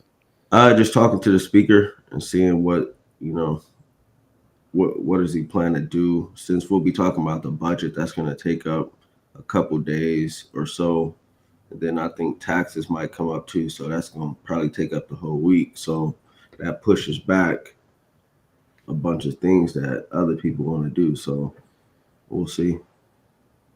Okay. Unless there's a vibe and everybody agrees and we don't go 8 hours on all this stuff, which I don't think is going to happen. Expecting more debate and filibusters. Yeah. Wow. There you go. Okay. You were gonna talk about a comment, buddy? Yeah, Guillermo Pena in the chat. I just wanted to recognize, naming off some programs and things that might be getting cut as a result of this whole budget conversation. Saying community service center cut back, public schools programs, kids with disabilities. It's sad we nearly have enough teachers for disabilities programs in schools. Disabilities goes first with sciences. So I think, again, kind of talking to some of the programs that we've already lost really in the community and how that might get worse. If I'm, mischaracterizing your quote or comment, Guillermo, let me know. But yeah. I also did want to ask about a specific bill. We talk about bills might not get on the floor or get, heard. Where is the status of the Inland Port Authority bill? Where is that? Is that still moving forward, or where are we with that? We're still trying to move it. We got one, hopefully, last final draft of an amendment, and then we'll try to get the speaker to reschedule it, and then we'll try to finish debate. We've had some conversations with the governor's office, and from those talks, I think we're kind of on the same page for the most part. So I don't think once we get it to the floor, it should be too many issues. So hopefully it could be sooner than later, though. Okay. Sounds good. Okay. Well, how many days we got left? We're getting down to the last few weeks or something, isn't we? Yeah. How many days is it? We're on day, I think, 30 something. So I think we got about 20 something days left. 21 or less than 20 or 20, something like that. Last session, was there a lot of movement? Did you see things ramping up as you got towards the end? Does it feel like there's still hope for stuff moving a little quicker than, now that we're losing time? Yeah, it always gets slow, and then once we get closer to the end and we get past the budget, people start being more willing to start move stuff. We've been moving a lot of bills this year, just not none of my bills yet. So so we'll see. Yeah. Okay, I keep don't an know. eye out for that. I don't Go know ahead, if Paul. if you saw the article that we were talking about a little bit earlier about the way that they've been doing drug searches and stuff in prison, and they've been kind of acting as judge and jury a little bit on stuff. Did you see that article?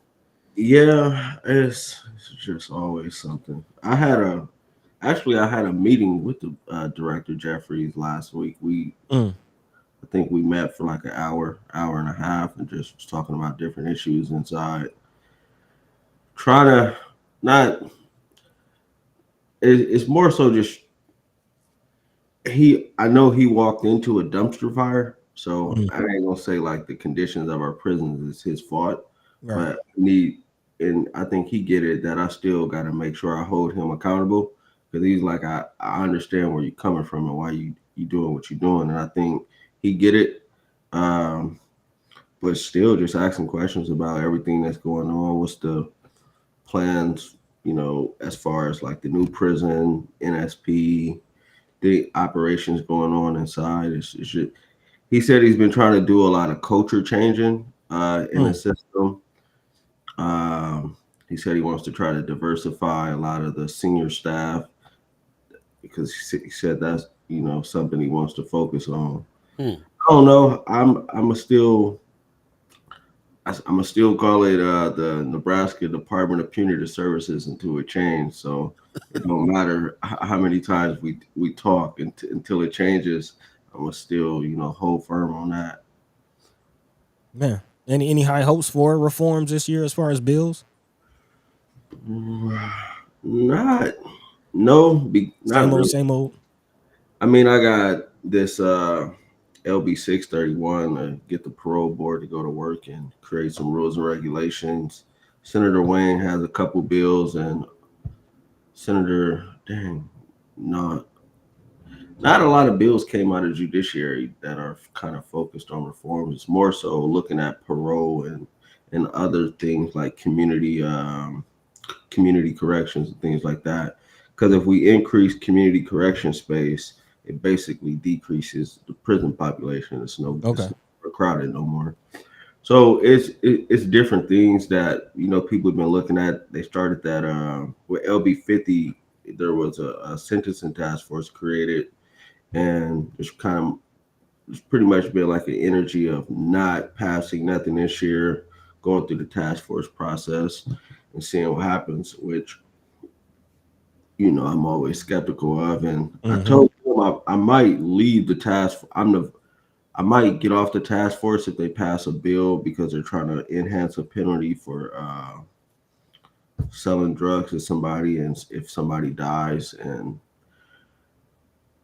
I know it sounds like it's it's just if why are we increasing penalties when there's direct evidence that says increasing penalties does not deter crime. All it does is increase the prison population, but they Mm. don't listen. And then also, if we're supposed to not be moving bills around sentencing and things like that, and we're supposed to be going through a study process. Why are they trying to push through a drug enhancement, a crime enhancement? So if they want to do that, I don't even want to be a part of their dog and pony show. Mm. Wow. Okay. Yeah, man. Okay. Enough said on that. I get you on that. That's so yeah. Whew. Any questions that you have for the senators, please put them in the chat. Ceci Jean in the house is saying good morning, First Sky family and friends. Appreciate you coming on in. We are trying to keep up with what's going on in the with these bills in the legislature. We've been talking now for weeks with the senators about the bills that they've been pushing. We've been hearing about all the bills, all the LB 50s, and everything else that's out there that is trying to happen. Again, we're still in a position where I feel like there's not a whole lot of support, especially when it comes to prison reform. It feels like you guys are the only ones that are out here fighting for it. None of your bills have passed yet on those efforts, just to kind of catch people up on the conversation. But there's still opportunities for a push. You're trying to get those in front of not in front of the committee, but on the floor. Well, you they're said on the floor just trying to get them on the agenda on the so agenda. There you go. we can debate them and try to get them passed. Right. Mhm. On the agenda, that's the next thing, and you do that by speaking to the speaker and trying to just negotiate and keep on advocating for the bills that you're trying to get the debate on. Okay, Yeah. so and you still got some opportunity because there's still some days left, and you feel pretty hopeful that something's gonna get out there, or how you feeling about all of them right now? Yeah, I think something will pass in some type of way. Whether it's directly that bill or the bill getting attached to something else, I think we'll pass some stuff. It's just depending on how the process goes and what type of unnecessary debates we end up in. That part. Well But done. yeah, definitely expecting things to ramp up after this budget conversation kind of gets concluded, and really looking at what happens with this budget conversation as far as where they if they decide to pull money, where they pull it from, and who's going to be impacted. So something we'll definitely be looking at. As Paul mentioned, again, if there's any questions, definitely drop that in the chat. I see brother Rick Fulton in the chat with actually something we've been talking about, and I do want to get your stance on. He says tomorrow's the override of Senator Hunt's needle exchange program. It's a bill that we talked about last week, something that Governor Pillen vetoed. Where's your stance on Senator Hunt's needle exchange program? We're actually earlier in the show talking about substance abuse and addiction in our community. What are your thoughts on that bill? I support the bill. I think we should override the governor. I think there's a false misconception of what the program is. It's not just giving people needles so they can use drugs. It's also trying to, get them access to resources and get them help as well. It's Right. not Mhm. just about giving people needles to take drugs and making sure they got safe needles. It's also engaging with people, and a lot of people who engage with these programs end up, getting off those drugs. So Mm. it's not just about swapping out needles. It's about helping people. Yeah. And what is the process to override a veto? Is that something like the senators have to vote on, or once you file Yeah, for override, what happens? we need 33 votes. So it's gonna be interesting tomorrow. Because Mm. there's a lot of people who committed to Senator Hunt who, because the governor vetoed it, don't want to support it, but they were on the mic, for example, advocating for a drug enhancement because they were supporting this bill. So seriously, so if Wow. if, if they don't vote for the override on this bill, then why do they need the drug enhancement?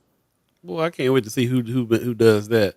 So That's interesting part to me when you say that. Like you got all these senators. It's hard enough to get people to support the bill you're trying to push in the first place. Then something happens, like the governor vetoes it, and now the influence of the governor's office is now swaying some of the people. It's really interesting how that works, man. So some of your support might disappear because now yeah, now oh well the governor said so, maybe we ought to rethink. I think it should be a close vote though, because there was some people that weren't there that day that we moved it. So Mm. it's gonna be it's gonna be close. I don't know where what her vote count is, but I think it'll be a close vote if she is able to get it passed. Hopefully so, but it's gonna be tough. Interesting to see. 8:33 right now. If you believe in the concept of time, want to pivot a little bit and just ask you about your campaign. How's your campaign going? How's the run happening? I mean, it's going. I'm ramping, trying to plan some things out, ramp some things Okay. up.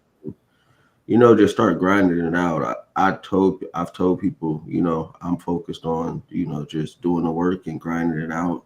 I'm not focused on who's running against me. I didn't focus on who was running against me the first time I ran. I just did what I felt I needed to do to get elected, and Hmm. we'll go from there. It is what it is. I think the work has, it speaks for itself. I've been in office 4 years now, and I feel like I've gotten some things done and been effective in the legislature as best as possible. Not always perfect, but always, moving with the best intentions for our community. So that's it. It's just it is what it is. So Yeah. Focus on being a good candidate. I'm hearing yeah, people, give you their support. So Looking forward to your campaign and how you ramp things up. Sarah Phelps in the chat with a very interesting question. Says, does it seem like the legislature is swinging toward infrastructure and development rather than partisan social engineering like anti-queer, anti-immigrant, anti-incarceration bills? No, not at all. If all bills pertaining to each one of those things are in the legislature and people want them passed, I wouldn't say we're swaying. I just would say those bills ain't came up yet So again, it's kind of or out of committee. Because I mean, just speaking on the anti-incarceration, they're trying to do a drug enhancement, which is not anti-incarceration. It's going to boost an already overcrowded prison population. Right. On top of the homeless bill. They want to they don't even like the DACA bill for people to be police officers. I could go. It's a bunch. So no, I don't think it's swaying any type of way. I still think the energy is still the energy. It's just we haven't discussed it yet, or the bills just didn't make it out of committee yet. Yeah. Again, expecting things to ramp up after these budget conversations when you kind of expect to see those types of bills make their appearance. It's possible. Very possible. There you go. Right on, man. Anthony Rogers, right in the chat. Well, another question says, wondering if the brother will speak on the new Stand Your Ground bill. Are we sure that it's racist in intent, as Senator Hunt suggests? The Stand Your Ground bill was at 1269. I don't think that's making our committee. I don't even think we took a vote on that in exec. I hate the bill. It's a horrible bill. I had a long conversation with the senator who introduced it at the hearing about that bill, because he had brought up Trayvon, and it really made me mad. So we had a long conversation. But yes, I mean, those laws don't work for our people, You can have your right to bear arms, that's cool, but it's a slippery slope where you could say you felt scared of me, so you shot me, and it's very subjective. And the only people it seem to have worked for across this country is white people. So, because there's many black people in Florida, for example, who raised that defense and weren't able to. So, it's something I wouldn't support, because it's a slippery slope, and it's already problems with how the laws apply across races. So, Yeah, can definitely see that. I also, it's kind of reminding me of a bill that we were very hot on and kind of really just forgot about, not really talking about it, but I believe LB 631, the bill to again incarcerate 12-year-olds, to detain 9-year-olds. Where is that bill? I think that's 620 or something. Okay. It's stuck in committee. Okay. We didn't vote that out either, so it's not coming out this year. So okay. Yeah, unless they try to do like a floor motion, which I doubt. Man, yeah. Brother Sherman Wells coming with the Stand Your Ground bill. He says, we know that SYG bill or Stand Your Ground bill was coming right after the carry laws was passed. It's the Shoot the Black Person I Fear bill. They're scared of us from their own fears. And I was kind of thinking about that as far as the changes and the gun bills, and then having a Stand Your Ground bill come on the heels of that. Do you kind of feel like that could be a dangerous mix, or is that, what are your thoughts about that? That's a horrible mix. Like, no way. I would fight a Stand Your Ground your bill the whole time. I mean, we haven't took a vote on it, so it's not coming out of committee unless he tries to pull it on the floor. And if it did get to the floor, we'll just have to have a long filibuster about it, because that's a no-go. Yeah. It's a no-go. Yeah. Okay. Wow. Okay. RG said we don't need no George Zimmerman legislation around this way. Man, there you go. Okay, I really don't have many other questions, man. I'm just kind of again paying attention to what's going on last couple of days in the session. I think Rick Fulton came with an exact date, 20 legislative days left, and dozens of priority bills yet to be debated. So yeah, we'll see. Yeah. Appreciate it, man. Anything you want to leave us with before you get out of here on about your? Do you have the day off today from the legislature? Yeah, today's a recess day. We'll Okay. get back at it tomorrow. So I'm just catching up on some things and Yeah, just getting ready for the week. that's what's up. Okay. Well, Yeah. we appreciate you coming in on your day off, man. Appreciate you coming in and giving us some updates here. No problem, man. Thanks for having me. I always appreciate it. Always enjoy getting up and getting on this and having the conversations. That's what's Yes, up. sir. Yes, sir. Appreciate Always enjoy having you, man. Enjoy the rest of your day. Yep. Thank you. Peace, bro. Peace. Peace. Peace. All right, always a pleasure, brother Senator Terrell McKinney in the house. Let's take a quick break. We'll come back and jump back into some stories. Thanks for everybody who put comments in the chat and are talking back and forth to each other too. Thank you. Appreciate that very much. Lots of good comments. We'll come back and jump into some of the comments and some of the stories very shortly. Stay tuned for Sky Omaha in the morning. In the morning. All be Buddi3 Da Gawd. All of you Hey. chat chimers, ghost listeners, radio listeners, donators too. I'll never shout out. Man, thank you. Yeah, man. All the members, appreciate that very much. FirstSkyOmaha.com. Hit the donate button if you're so inclined. You haven't already. Everybody who has, thank you. We'll be right back. Stay tuned.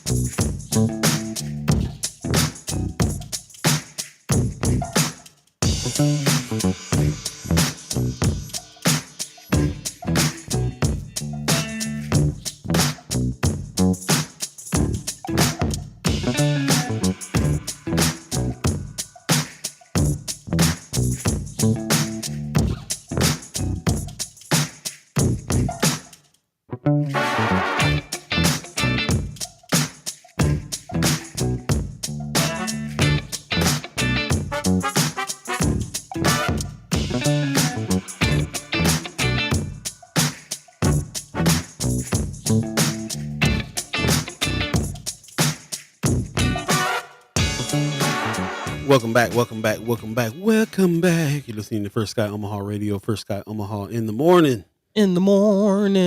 All be Buddi3 Da Gawd. Man, show is brought to you by Drunk Ship Coffee. Hey. I just want to give them a shout out. Shout out to the fam in California that's doing this. They source their beans from a farm in Ethiopia and closely connected to this farm and bringing some of the quality stuff over. I love the stuff we're learning about the coffee industry and the fact that coffee was invented in Ethiopia in the first place. That's where it all comes from. So to be connected to a farm there, bringing these beans over, dope. We'll be doing a giveaway here pretty soon. They sent us a case to do some giveaways with and get everybody kind of a little taste of what's going on there. So stay tuned for that. And we got some in the works right now that we're working on. And shout out to Drunk Ship for hooking us up there on that tip.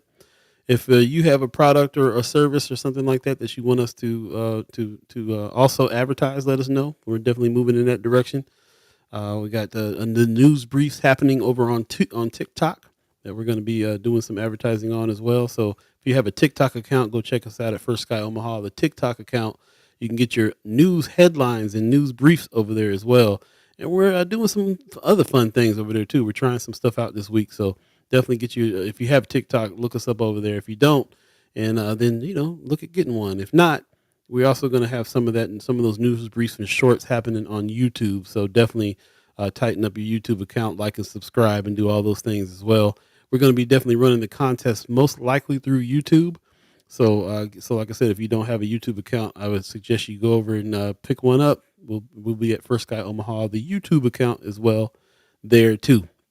Mama God said TikTok and YouTube shorts. Yes. Yeah, we're definitely spreading that out there. Appreciate it very much. Thank you. Sue Kessler-Hagen in the chat. My daughter inspects houses, and she told me she's more afraid of being shot at the white person's house than any black person's house. Well, I bet. Yeah. Gun culture is a thing in a big way. It is. But interesting conversation, especially in our community. Brother Anthony Rogers, right? kind of responding to Brother Sherman Wells' comment about the Stand Your Ground bill, saying heard. So we really have then is a racist court system, because even before the Stand Your Ground bill, we had the necessity defense. I just think it's a racist legal system. Just don't want black people's feeling like we can't arm and protect ourselves. The Second Amendment, at least on paper, applies to us too. Which I think about what Brother Qasim is doing with the shooting classes and the self-defense and offering the CCW resources and things like that in our community. That's definitely something that we should be talking about as far as us exercising our rights and standing on the Second Amendment, as well as other communities. And because we've seen it, like I think of the Black Panther Party, the laws didn't start changing it until they started standing on business, as the young folks say. So yeah, definitely conversations we should be having and things we should be aware of in our communities as well. So thank you for that.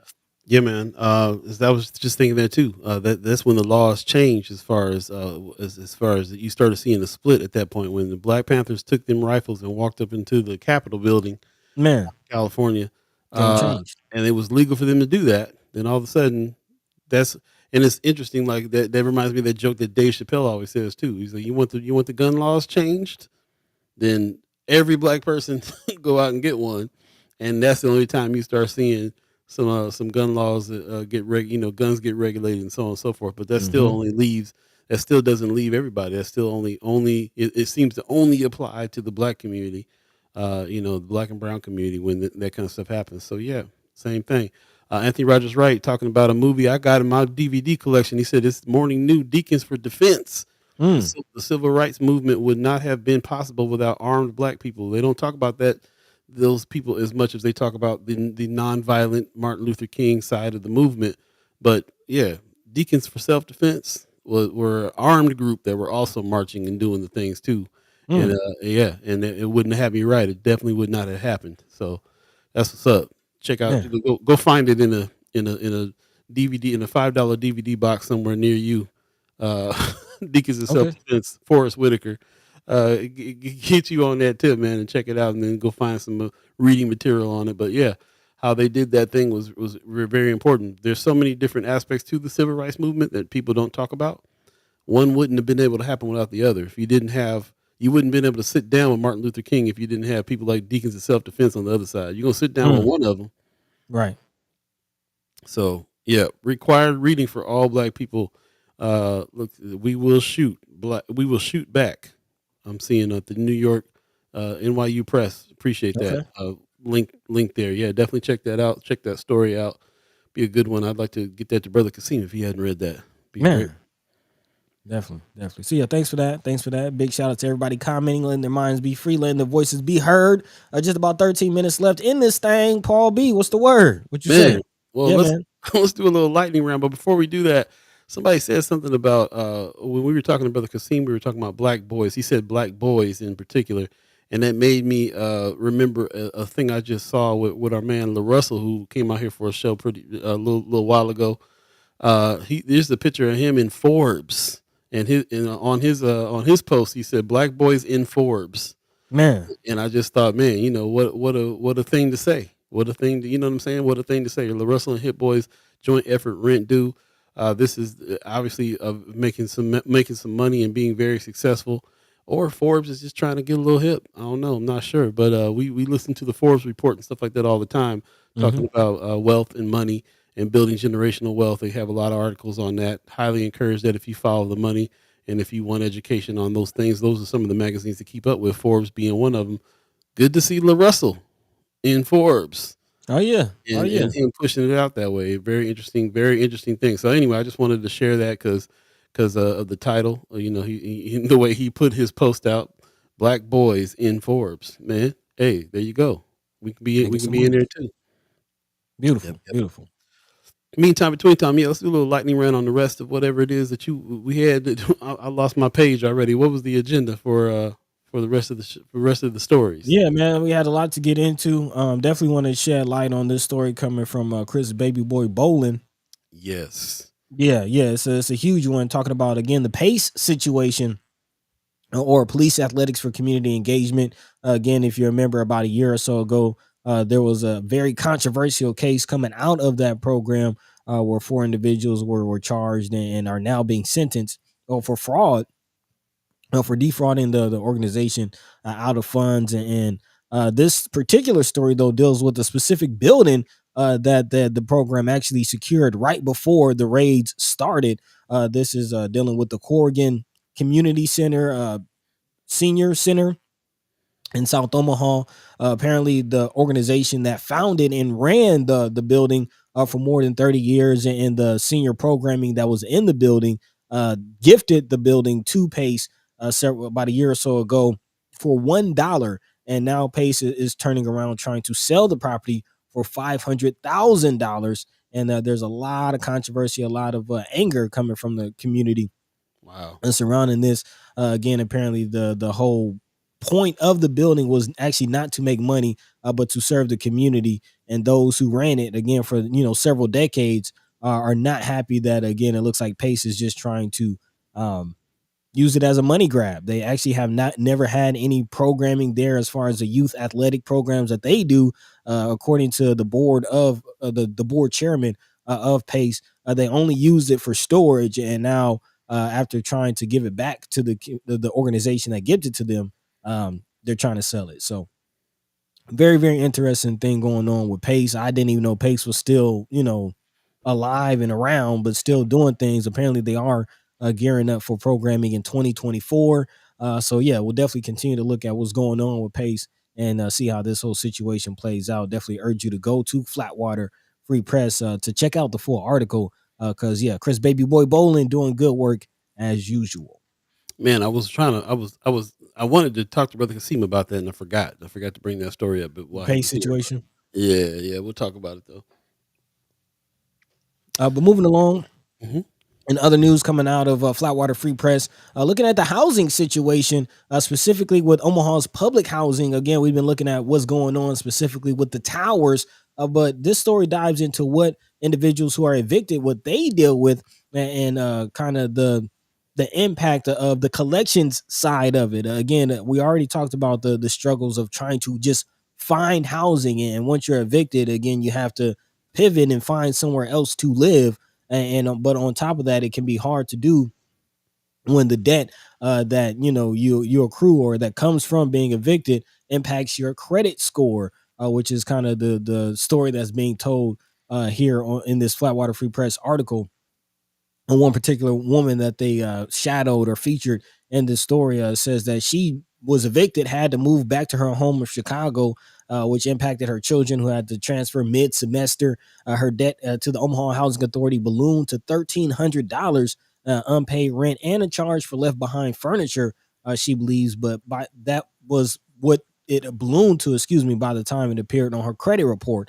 She says that it ruined a lot of stuff in my life. And apparently that's not just a single situation. About 284 former tenants have debts that credit bureau services are trying to claim. OHA actually receives about 60% of those funds received by the company. So again, looking at Omaha public housing, and really looking at the conditions that some of these people have to live in, and really think that we're to the point where some people are even calling for a rent strike, but to find that people are being evicted and for not paying their rent. Yeah, we have to talk to Dave Pontos. Well, actually, Dave Pontos is the story before, but we'll have to talk to some legal experts about what resources these residents really have, because to my understanding, they actually shouldn't be paying rent when work orders aren't being fulfilled, where they have to live in certain conditions. So again, if this is a situation where individuals not only are being evicted, but they're sending collections agencies, to collect from these individuals, and their credit scores are being ruined, their whole lives are being ruined. Something to look into. So again, big shout out to Nebraska Examiner, not Nebraska Examiner, but Flatwater for posting this article. Yeah, definitely. That's very troubling, because you already are in a situation, which is the reason why you got to go stay at the towers in the first place. Everybody knows now that your credit is looked at when you have to go rent a spot. So if you have to be evicted from from the towers, where are you going to go first of all? what can you afford? Where are you going to go? And then if they made it harder for you to go because they are treating, they treat the rent situation just like any other landlord does, but they're not doing, but then they calls into question about whether or not they're even taking care of the buildings. I mean, it's all very disheartening situation that needs to be looked at really closely.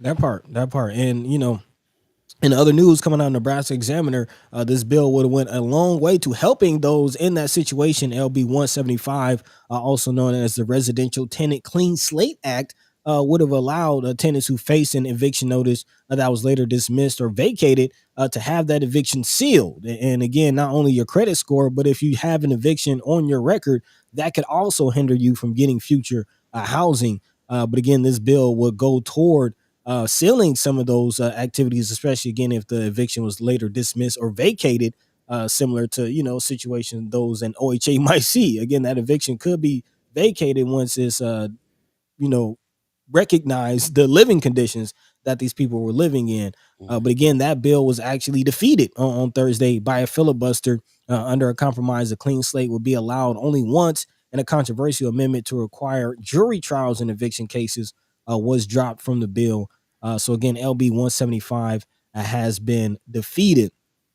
I'm not quite sure what the future move for, if there will present a similar bill in the future, but the vote to stop the filibuster and pass the amended bill fell 3 votes short. So it was a very, very close vote. But again, it died on a 30-16 vote on Thursday. So that definitely would have helped some individuals out there with housing, but the conversation and the battle really to help tenants continues. We talk about having to do for self. Mama God has a great suggestion. Please, no matter what happens with disputes on rent, set up accounts to hold rent while negotiating problems. You will not win if you just do not pay. Put rent on protected account. So as soon as a problem is resolved, then you can pay. If not resolved, you can show rent was set aside waiting on resolution. That's Thank you for actually, that advice. yes, that's a great suggestion. Thanks, Mama God, for that. Definitely a great suggestion. And again, it's going back to our whole conversation about OHA towers and, these residents who are already struggling, having to pay for deplorable living conditions. Yeah. So definitely great advice on that one. And finally, in the news also coming out of South Omaha, again, looking at the Adelante Park project, the award for $235 million in North and South Omaha, a piece of that $25 million to be exact, going to the South Omaha project. And again, one of the biggest winners from the whole LB 1024 situation. This will be on the edge of the Plaza de la Raza, providing an angled parking lot along 25th Street. The whole goal is to bring some of the same activities that we're seeing now downtown with their new amphitheater to the South Omaha, South 24th Street corridor. So again, that project is moving forward. And actually looking at the picture, man, it looks like it will be very, very beautiful. So yeah, definitely looking forward to that and seeing what comes out of that. Again, this is definitely going to go towards bigging up the whole Cinco de Mayo situation. So yeah, big shout out to the South Omaha project, and we'll see how that plays out. But Yeah. that does it for our lightning round. That's what's up. Appreciate everybody who is still following along with us, and everybody who has information on all these things. The discussion has been great. If you have any more information on all those things, you can put it in Friends of First Sky Omaha. Be a very good place to keep that conversation moving and going. Thank you very much for that. Rose Review says, do the show a favor and go back and to an old show and leave a like and a comment. Appreciate that very much, especially on YouTube. Brother Pena said, have you some spicy tacos, man? Hey, there's a taco fest coming up. I'm about to lay on you. All right. Trying not to talk about it as much, but I'm about to blow it up because you know me and them tacos going down. Come on. Here's the little photo that I found in the article on that area. That this is the rendition of the area that they're looking at right there. Plaza de la Raza is going down on the edge of that, and how much money they putting in this piece? I mean, this 25 million. 25 million was what they received from the state. This is the kind of thing that would be great in North Omaha as well, and tying into the South Omaha situation. Airport Park might be something that is going towards this. I've seen plans for the 24th and Lake Street area close to these things in the years past. There's always somebody. There's always some plans out there. Always some ideas out there to develop the North Side in the same way. Just never really get to it. And I was hoping that with the 450 million that just came into North and South, that the things would be moving here too. So we'll see. We'll see what the airport Well, park brings and so on. not just the airport park, but they will. There, I think they set aside 30+ million to renovate the Levi Carter Lake. You know, the lakefront Right. area where a lot of people in our community do spend time, especially on Sundays. So I'm kind of curious, what that development will bring and what that vibe will be, a similar vibe to what we're seeing with the Plaza de la Raza. But again, yeah, we will see. We will see. 9 o'clock, if you believe in the concept of time, that is our agreed upon time to get out of here. But I do want to mention, and I hope that you allow me to stay past that real quick, just so I can mention a couple things here. One of them is a grant that Union for Contemporary Art has been promoting on their website as well. This $10,000 project grant application opens March 1st, so that's open now. You definitely should go check it out. It's founded in 2020. The Populous Fund is re-granting initiative organized by the union through the generous support of the Andy Warhol Foundation for the Visual Arts. This is the kind of stuff I mean. These are some major art pieces of the culture that the Union for Contemporary Art is directly plugging us into. So we appreciate them for that. But there's some information here. If you go to Union, you go to u-ca.org. That's Union for Contemporary Art. And go ahead and check that. Apply now. The project grant is open. If you have a $10,000 art project that you want to apply for it, then go ahead and do that. So that's definitely one of the things that I wanted to just bring out before we got out of here. And then another very important situation that's happening. If you're one of the entities that did get a letter that you will be receiving 1024 531 funds, there is another meeting that's happening today. Let me try to share the screen there for that. But there's a meeting that they're saying you have to attend now, the small business support grant. If you got a letter that is saying that you're going to get, if you're one of the $50,000 people, or, the small business support grant people, then today at noon there is a meeting that if you've received that letter, they want you to come to. There's going to be 3 subsequent meetings. This is the first. So again, more stuff, more of the process here. Our situation is we've been back and forth with them 10 or 11 times now on information that they need.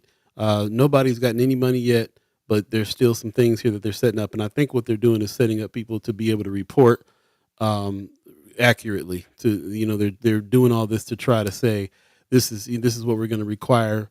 You report on this money. When you get the money, how it is that you're going to spend that money needs to be laid out to us so that we can know when we come back and ask you for a report, it matches what you said you spent the money on. These are state funds at this point. So now we kind of required to hit this meeting. It's an online meeting. There is a link. So check if you're one of these people that got a letter that's saying you're going to get money, check your emails and make sure that you register for this and join it at noon today. And then the other ones, I believe, are next week and the week after. So just some information there that's there. I'll definitely post this in Friends of First Sky Omaha too for people that need to see it. Man. And yeah, that's kind of the big thing on my mind today anyway. There you go. So Yeah. again, we try to save the extended haps for the end of the week. But if you have anything going on throughout this week, feel free to drop that into the chat. But in the meantime, between time, about ready to get up out of here, man. Yeah, man, let's do it. You got some words for the people? Yeah. Big shout out to brothers Sherman Wells, Qasim Shabazz, brother Senator Terrell McKinney for stopping through this morning. Definitely appreciate them for dropping some gems on us. Again, Rick Fulton reminded us about 20 days left in the legislative session. So again, keep an eye on the bills. If you can make it down to Lincoln, let's do that, especially on the backside of this whole budget conversation, expecting, the bills and the debates and the filibusters to heat up. So let's keep an eye on that. These bills impact all of our lives directly. So again, keep that in mind. Stay vigilant. Keep the boots to the roots. And in the meantime, between time, catch the same time, same place, Monday, Wednesday, and Friday, right here on First Sky Omaha in the morning. So with that, Paul B. Yo. Take it away, man. Man, please like and subscribe over there on YouTube. Definitely check out our headlines on TikTok.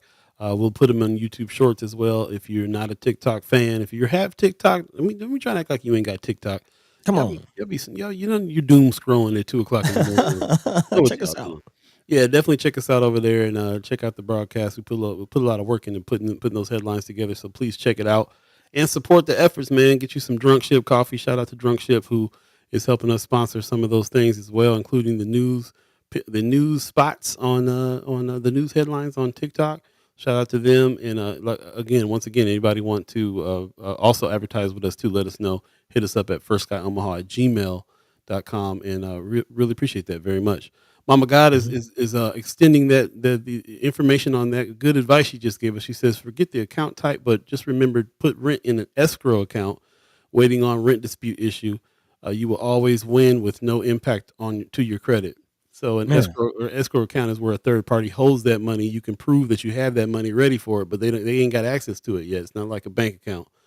So so both parties know that the money is there. They use this for real estate all the time, escrow accounts. So and also it won't impact your credit, which is a new information to me on that. So thank you for that information, Mama God, for sure. Yeah, it's a good idea, man. I never even thought of that. I'm definitely going to do that, and it's a good thing to do, even if you don't have some rent dispute coming up. Anything could happen. You might have to have a little side to assert your rights on some things when you're getting mistreated. So definitely put your little fund together if you can. Pop says, wonderful show and phenomenal guests. Thanks for kicking our week off so well. See you all on Wednesday. Appreciate you, Pop. Yep. Mama God says, I love you all. My peeps. Stay strong. Appreciate you. RG said, RG will be waiting for the First Guy short to share on good old TikTok later on. Appreciate that. Thank you. Thank you. Yep. Mama God says, reach out to your sponsor. Reach out to sponsor your business. Thank you. Please do.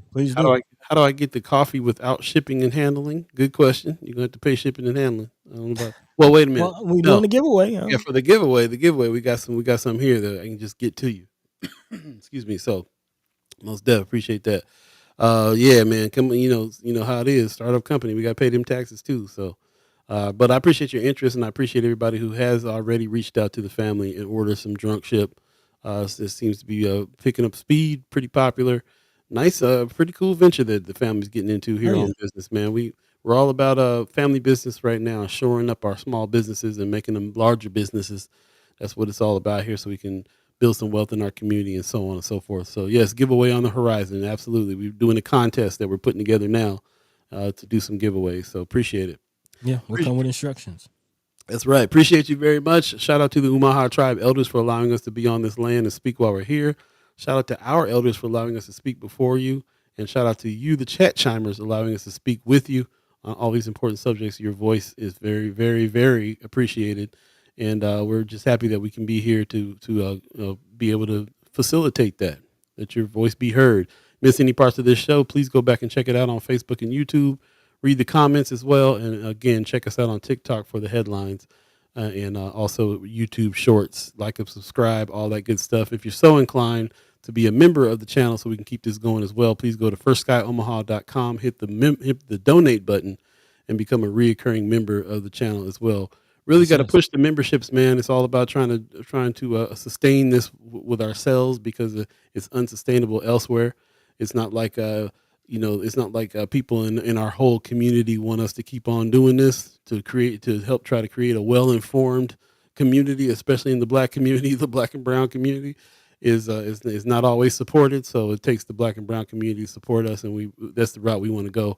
So we can keep on saying what we want to say and let you be heard as well. So please consider going to First Guy Omaha and hitting the firstskyOmaha.com, hit the donate button, and become a reoccurring member of the channel as well. So thanks very much for everybody that has done that already.